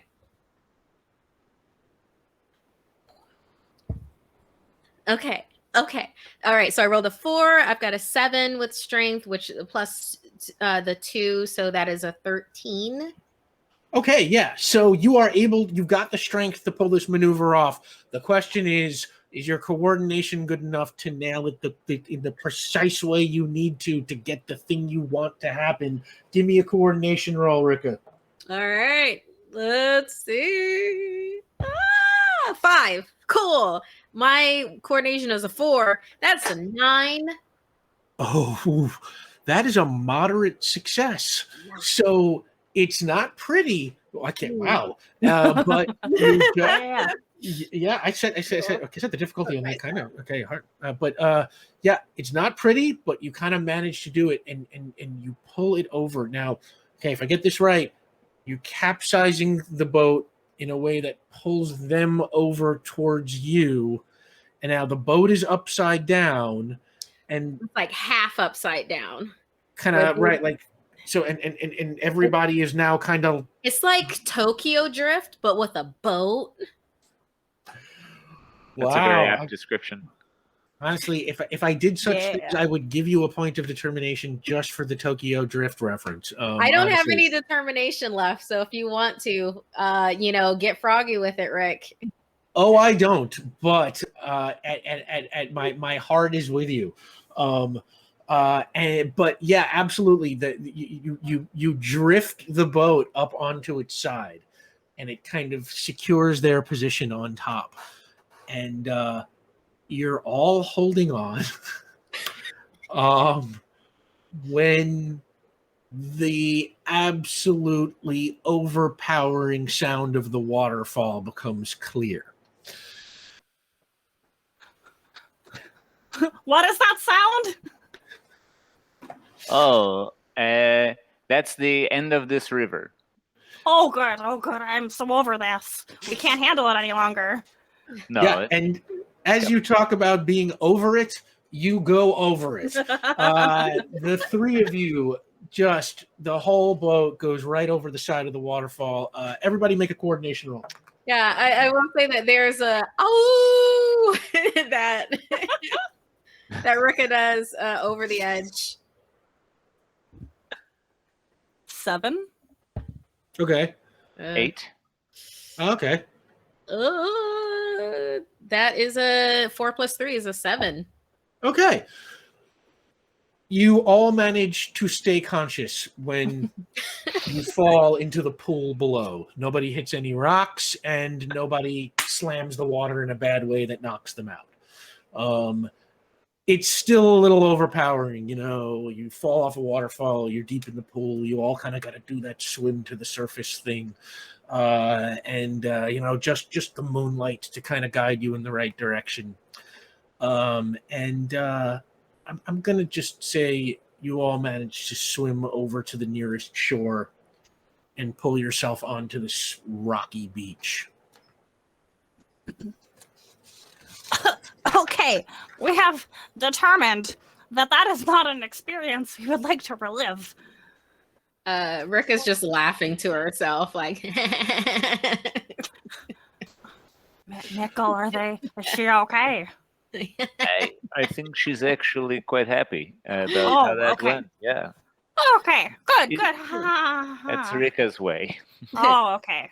Us 3 waterfall 0. All right, you threw waterfall 0. Oh, okay. You fell over a waterfall, so I am taking 2 points of stamina from everybody. I have Okay. 2. I have damage resistance of 2. You have damage resistance of 2, but I feel like that comes like from getting hit by stuff, whereas I'm taking it from like essentially like plunging into the water and kind of having to like struggle for breath and Actual stamina. Yeah. So that brings Ulez. You are down to I think 3, Mhm. and Rika, you have 8, and Mikkel, you also have 8. Although Ulez, don't forget. Well, no, you have healing, but your healing only applies to clients. Yes. I think I actually only have 7, Rick. Oh, you only have 7? Okay. Yeah. Thank you for being honest. No Honesty is a good quality in RPGs, people. Remember, cheaters never, winners never. No. So close. Yeah. Remember, kids, cheaters win all the time, and it sucks. No, But we all know. So yeah, you take some time, you get your kind of get your legs back and catch your breath, and then what? Do you decide to are you making camp or are you continuing on into the night? I would like to make camp at this point. Are we on a time? Are we not on a time limit? We absolutely are, and I appreciate you pointing that out. Here's what I'll pitch to you. I have something that I think will be really helpful for this, and I'm gonna. Ulez, I have a question. Mm-hmm. Yes. Do you sleep at all? We do not. That is just the best news I've ever heard. Okay, thank you for this. One moment, and Okay. I'd like to roll to go through my pack. And What are you looking for? I want to find a device that will shrink us. What? That will shrink you? Yeah, shrinking. Okay, wait. So I need to pull. I want 2 of them, 2 little shrinkos. Shrinking lets you become smaller. Each level will roughly half your size. How small do you want to be? Small enough to fit in the palm of someone's hand. Oh my god. Hey. You are a mad genius. Wow. Okay. Machinations. So let's see. That's pretty small. So let's call that like let's call that a level 8. So give me a roll against. You have to roll against an 8. So give me a roll on your gadgets, which I think is an 8. It is. I've got +2. That's a 10. I've got a determination. I don't think I want to spend it. 10. Okay. Let's see. Hang on a sec here. Gadget. I don't know how this works.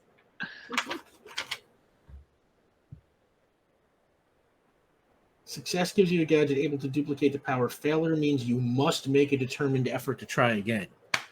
Oh. Effect. All right. So I have to use my determination and do it again. Yeah, or you can just use your determination to produce the object. Right. I guess we'll do that. Why not? Yeah. I guess that wouldn't really make sense. But in the interest of keeping things moving, I'm going to say that we're going to let that happen for this one. Okay. So you are able to pull out a shrink ray that all right. will bring you and Rika down to carryable size. I'll just, Ulez, we are generally going in this direction.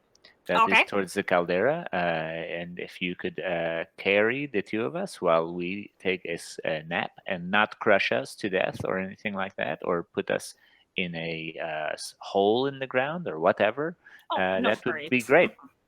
Yes, we may do that. That sounds quite fun. I've never had shrunken friends before. First time for everything. I wish I could say that this is the first time that I've been shrank, and I cannot. Ah. So you hit them with the beam, and you shrink down to, I mean, level 8, real small, but easily carryable in probably both of you in one hand. And 742. Okay, and Ulez, you walk through the night, and as you walk, maybe you take in a little of the landscape and kind of think about the things you've talked about with your friends on this journey, and after a few hours, the blue sun begins to rise. And on the horizon, you see the Ulez caldera, exactly, we'll say, as Mikkel described it to you. This sort of tall volcano, the shell of a volcano. And what do? You look down in your hand. I'll say you see that your friends are sleeping in your hand. Oh, I should probably alert them. We have never traveled with anyone for this long. We must. Oh, we think that's loud. We must wake you up. Oh. This voice is booming to the two of you. You look up and see the gigantic Ulez Gallii looking down at you. Rika tumbles into like a battle ready stance with like claws, like ah. Oh. Hey. Oh, good morning, Ulez. Claws retracted. No, pretty sure I'm still dreaming. This doesn't feel right. We have arrived. All right, with the rest, I'm going to put Mikkel, you're back up to 9, and Rika, you're back up to 12. And Ulez, I'll say the peaceful walk has put you back up to 5. Okay, thanks. We spend so much time alone, that's how we recharge. Yeah, to say that you got some kind of, that's, if you don't sleep, it has to work somehow, right? Yeah.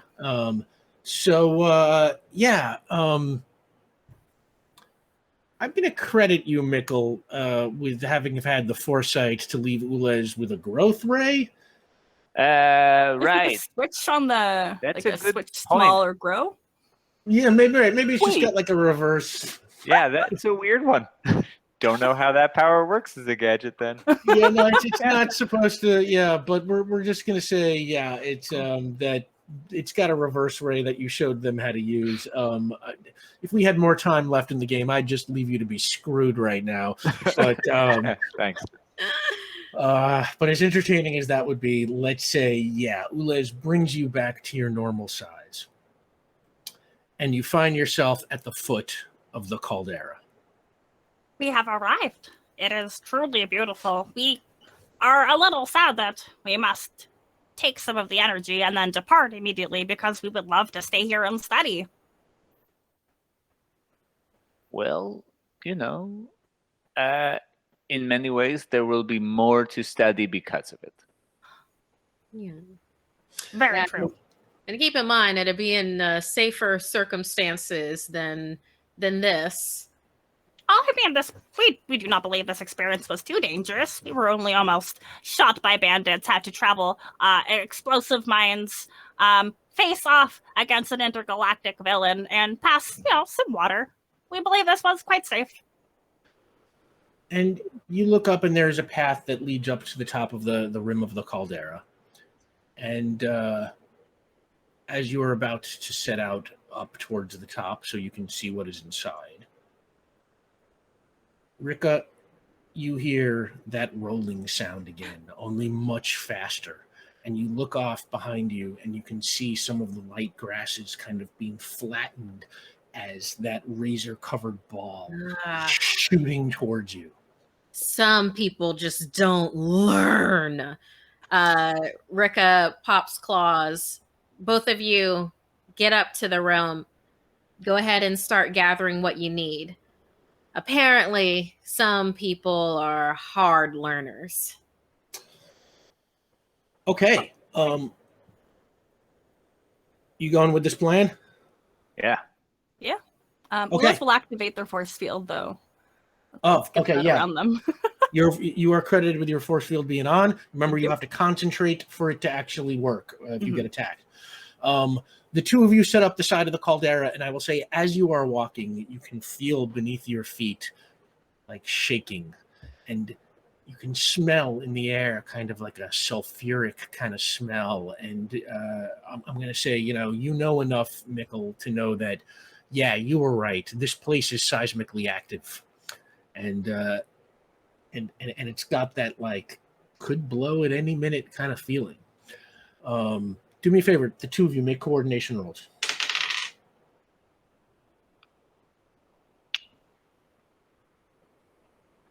9. Okay, that's enough. It's a narrow path, but you are able to get up to make your way up at a good clip. And while you are climbing, that Alpha Combine Scout comes rolling at you, and sort of as it kind of gets close, Rika, it starts shape shifting back into humanoid form, and you hear it say, "Once I got my senses back, I came back to finish you." You're not my type. Roll initiative.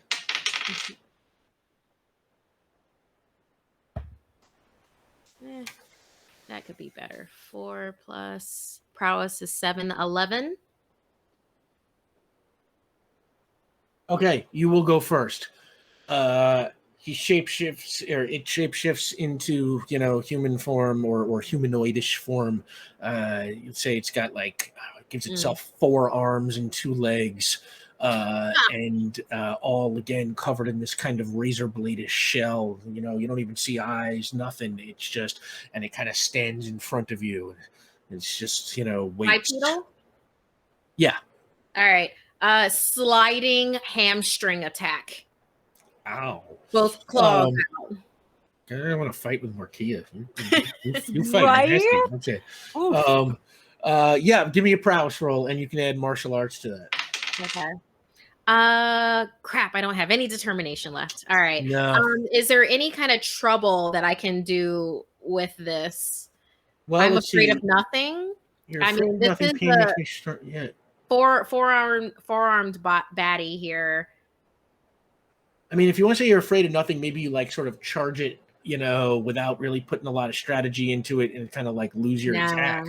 No, I gotta no sliding hamstring. So never mind. Maybe right. we'll see if or when he hits me. 4. Why am I rolling 4s? Where are my 6s? I'm sorry. What was this that I'm doing? Prowess or prowess? Prowess, and you can add your martial arts. 4 plus 2. That is a 13. Okay, that is a moderate success. You go sliding at him and slash at those, the back of its leg where you would expect hamstrings to be. You don't know if they're there because this weird shape-shifting thing, who knows what is beneath that shell, really.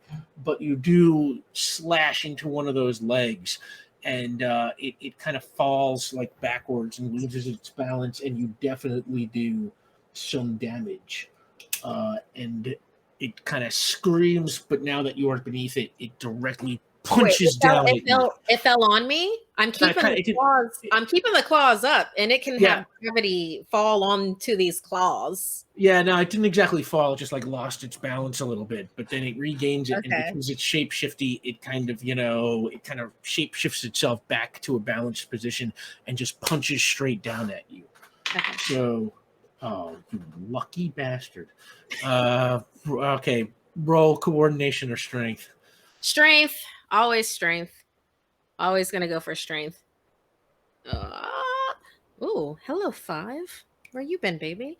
Strength 7 plus 5. My armor goes into stuff with this, but only if you're gonna get damaged. Yeah. 7 plus 5 is 12. Just with that, that's without the martial arts. Okay, which would be 14. Martial arts you get immediately, so that's 14. She's built for melee. Yeah, but you did well enough, and it hits, and it's like, he connects with you, but he does not a really solid hit. Maybe he was still a little bit off balance, and he does not deal any damage. Can she catch it and go? "Rrrr"? It's not quite as a big, big enough differential for like a really cool, Okay. a comeback like that. But he does not damage you.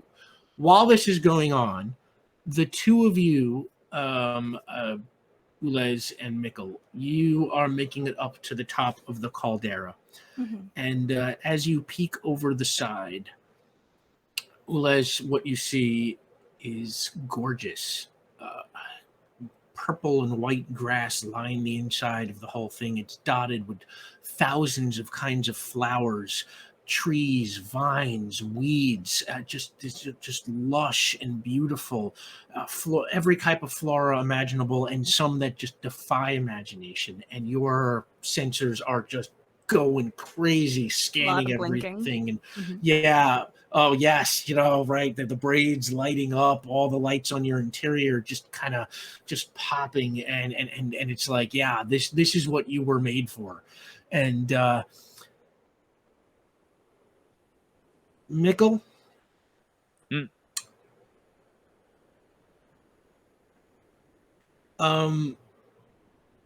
You go digging through your bag looking for your energy siphon. And when you find it, the energy siphon, you can see it is both smashed and waterlogged. Great. That's excellent news. Thank you for that. Okay. Oh no. Is that what it looked like when you showed it to us earlier? No, not that I remember. It was mostly one thing instead of 100. Okay. Oh. This is a fun challenge. Do you like to fix things? I really do, but I don't know if you felt the ground when we were walking up, but we really don't have a lot of time right now. How good are you at fixing ray guns? Well, we have determined that we have the possibility of a career choice. And they're gonna look over at all the plants down there, and we would love to sit amongst those flowers and research and observe and just obtain all the knowledge possible. But also, and they're gonna glance over at the destroyed, watery, mushy stun gun. If you could perhaps explain the mechanics of your stun gun, there is the option of, I am rather adaptable and quite modular, and we will take our hand off. And underneath there's maybe a little drill or something. I don't know, nothing threatening.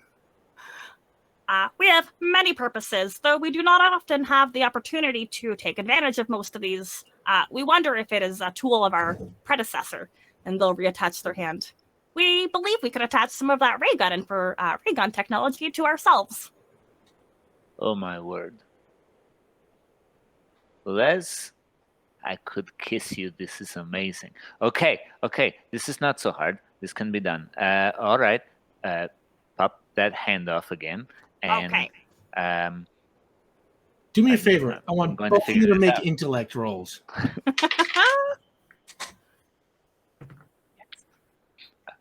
What do I intellect again? 13. Can I add my science or technology specialties to this? Yeah, absolutely. Technology. Great. So 16. Liz?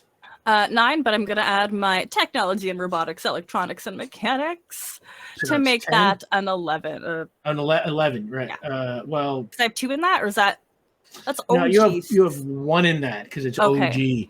OG. But that's still a 10. Okay. So what I'm going to say is, between the two of you, you put your heads together and you start converting the photosynthetic blasters on Ulez's hands into blasters that will instead absorb energy from things, the way the siphon was supposed to work. Ulez, you guide Mikkel through your systems. He is sort of the hands that work on your hands, and Okay. he starts tinkering.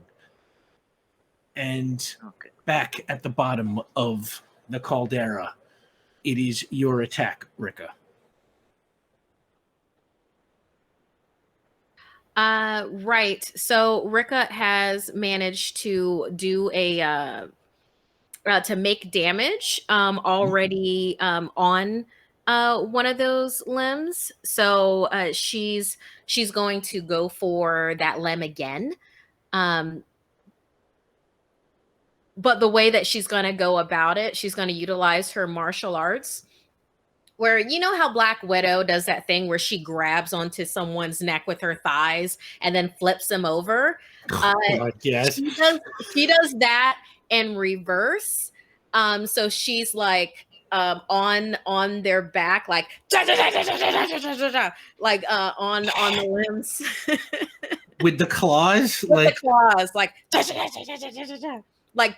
perforating that folks, limb. Markia kills people. I think what we're learning here tonight is that Markia is a killer in her spare time. I Learned a lot today. never tank. I never tank. This is Okay. what tanks do, right? You went ham.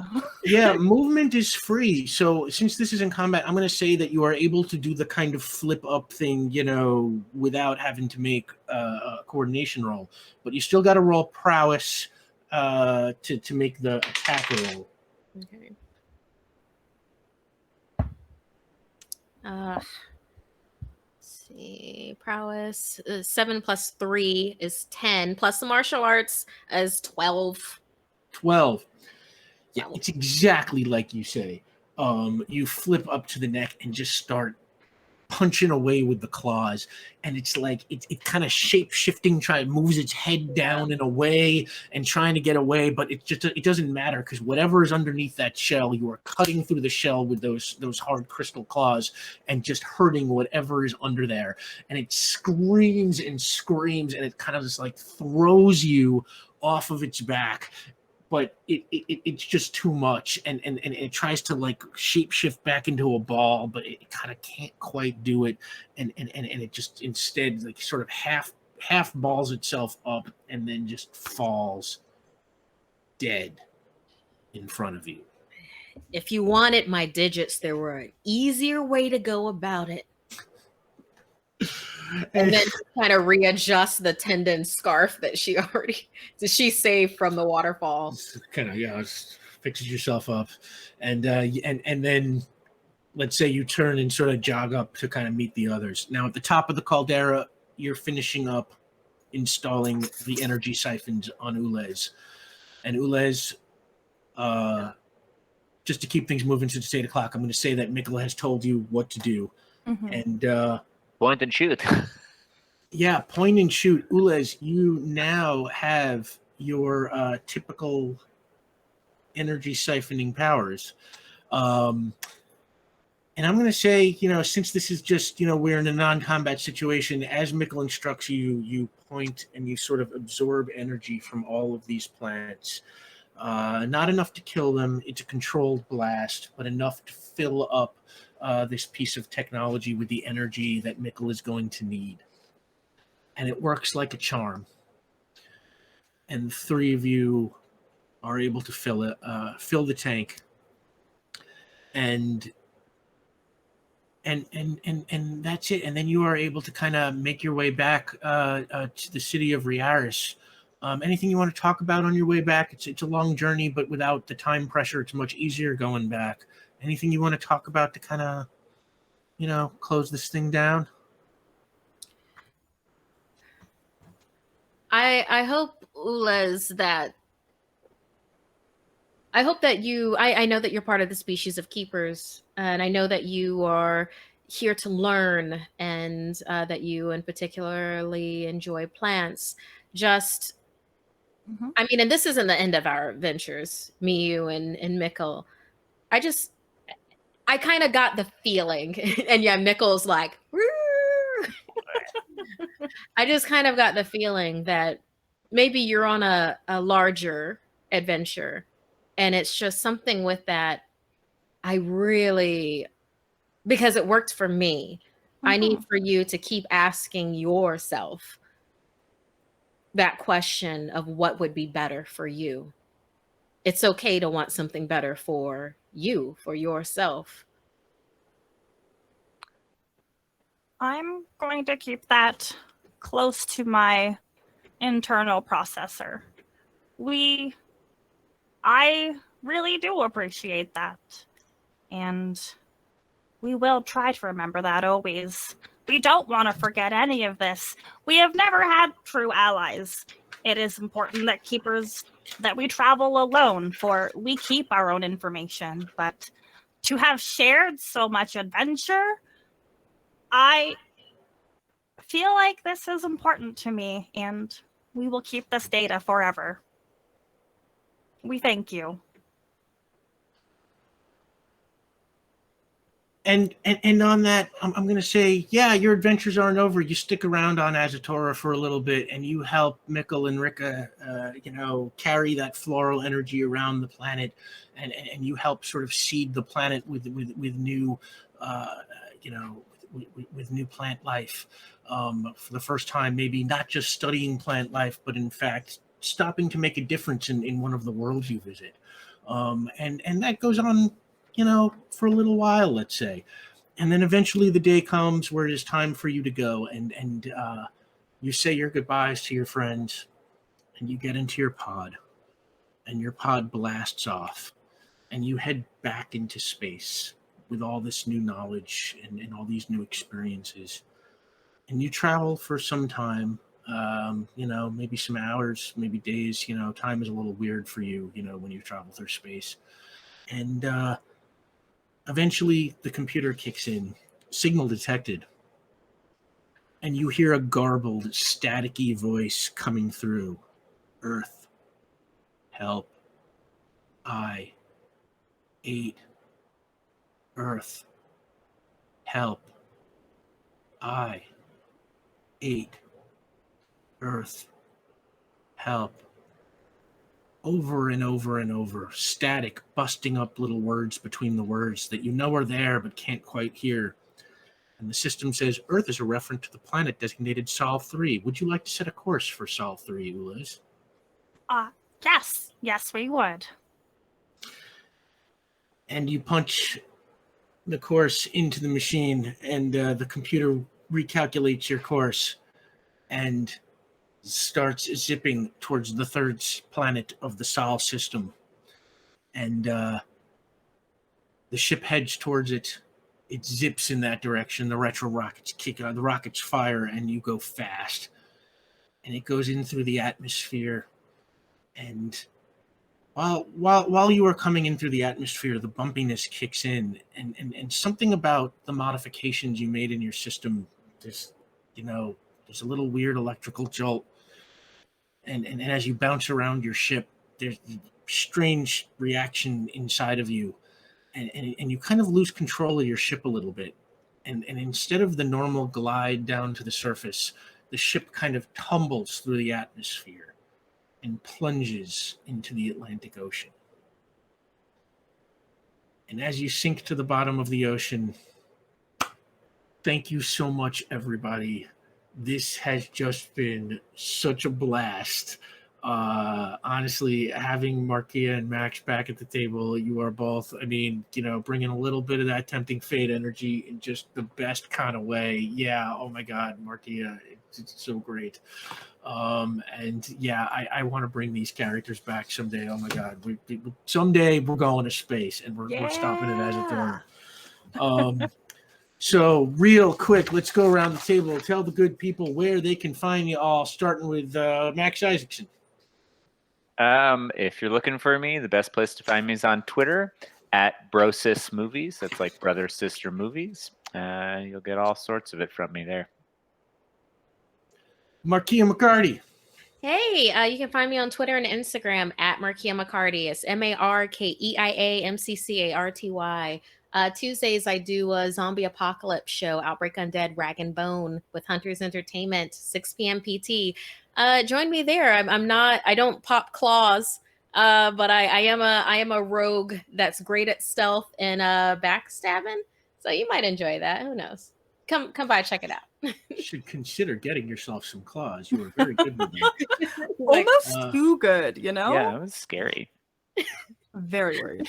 I read too many comics for always. No such thing. No Yeah, such right. thing. Be Zelda.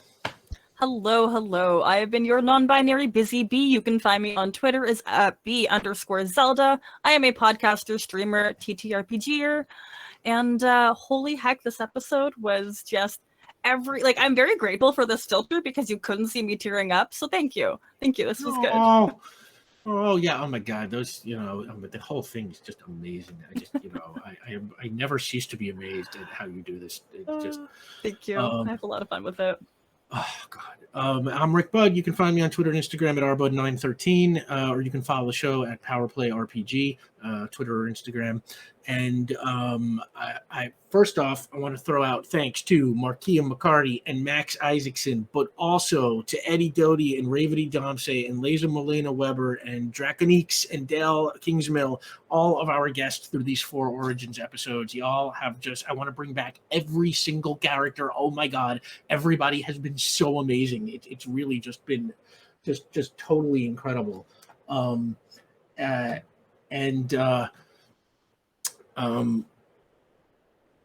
Yeah, and then the last thing is PowerPlay Season 3 debuts on June 13th for the official PowerPlay Season 3 debut. But on June 6th, we are doing the first ever PowerPlay Q&A. Like I said, you can come, you can ask about stories or casting or ask questions of the cast or just, the rule system, anything you want to know about.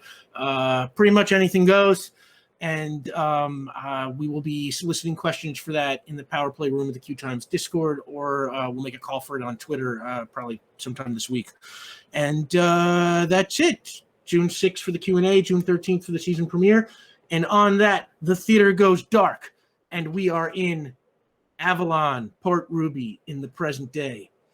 We are outside the Prefecto building, the headquarters of the corporation Prefecto. And all is quiet. But inside the building, a man wearing a rumpled suit and a trench coat, if I had to cast him, I would say he was Sam Elliott, comes running out of the hallway into the lobby. He is clutching a bunch of papers in one hand, and he is clearly panicked. Nervously checking behind him, he runs towards the front entrance of the building, and he tries one of the revolving doors, but it's locked. And he moves to the next revolving door, and it's locked. And then he gets to the next door. It's like it's the regular kind of push door, and it is also locked. And he hears the sound of footsteps echoing from somewhere in the hall he just came from. And with no other options, he takes a deep breath, and he reaches into his trench coat, and he pulls out this old revolver. And he stands back about a foot, and he aims at the glass door and fires a shot, and it shatters. And he carefully begins to try and clear the shattered glass out of the door of the frame. And it looks like he's trying to step through, but it's kind of too late. 2 really kind of big, scary looking security guards kind of come running out of that hallway that he just came out of. He's like, there he is! Glass shards be damned. The guy in the trench coat tries to force his way through the broken door, but his pursuers pull their guns and they fire at him repeatedly. And he is hit a whole bunch of times, and he drops to the ground dead. And the 2 guards walk to the body, and one of them immediately pulls those papers from his lifeless hands. And the other gets down on his knees and starts searching through the pockets of the man in the trench coat, and he finds a wallet, and he flips through it, and he pulls it out, and he looks up at his buddy, and he says, it's a goddamn PI. And then he holds up the ID, and it's a private investigator's license with a picture of the dead man on it, and the security guard says, McCrae, Max McCrae. And on that, thanks for playing with us. See you for PowerPlay Season 3.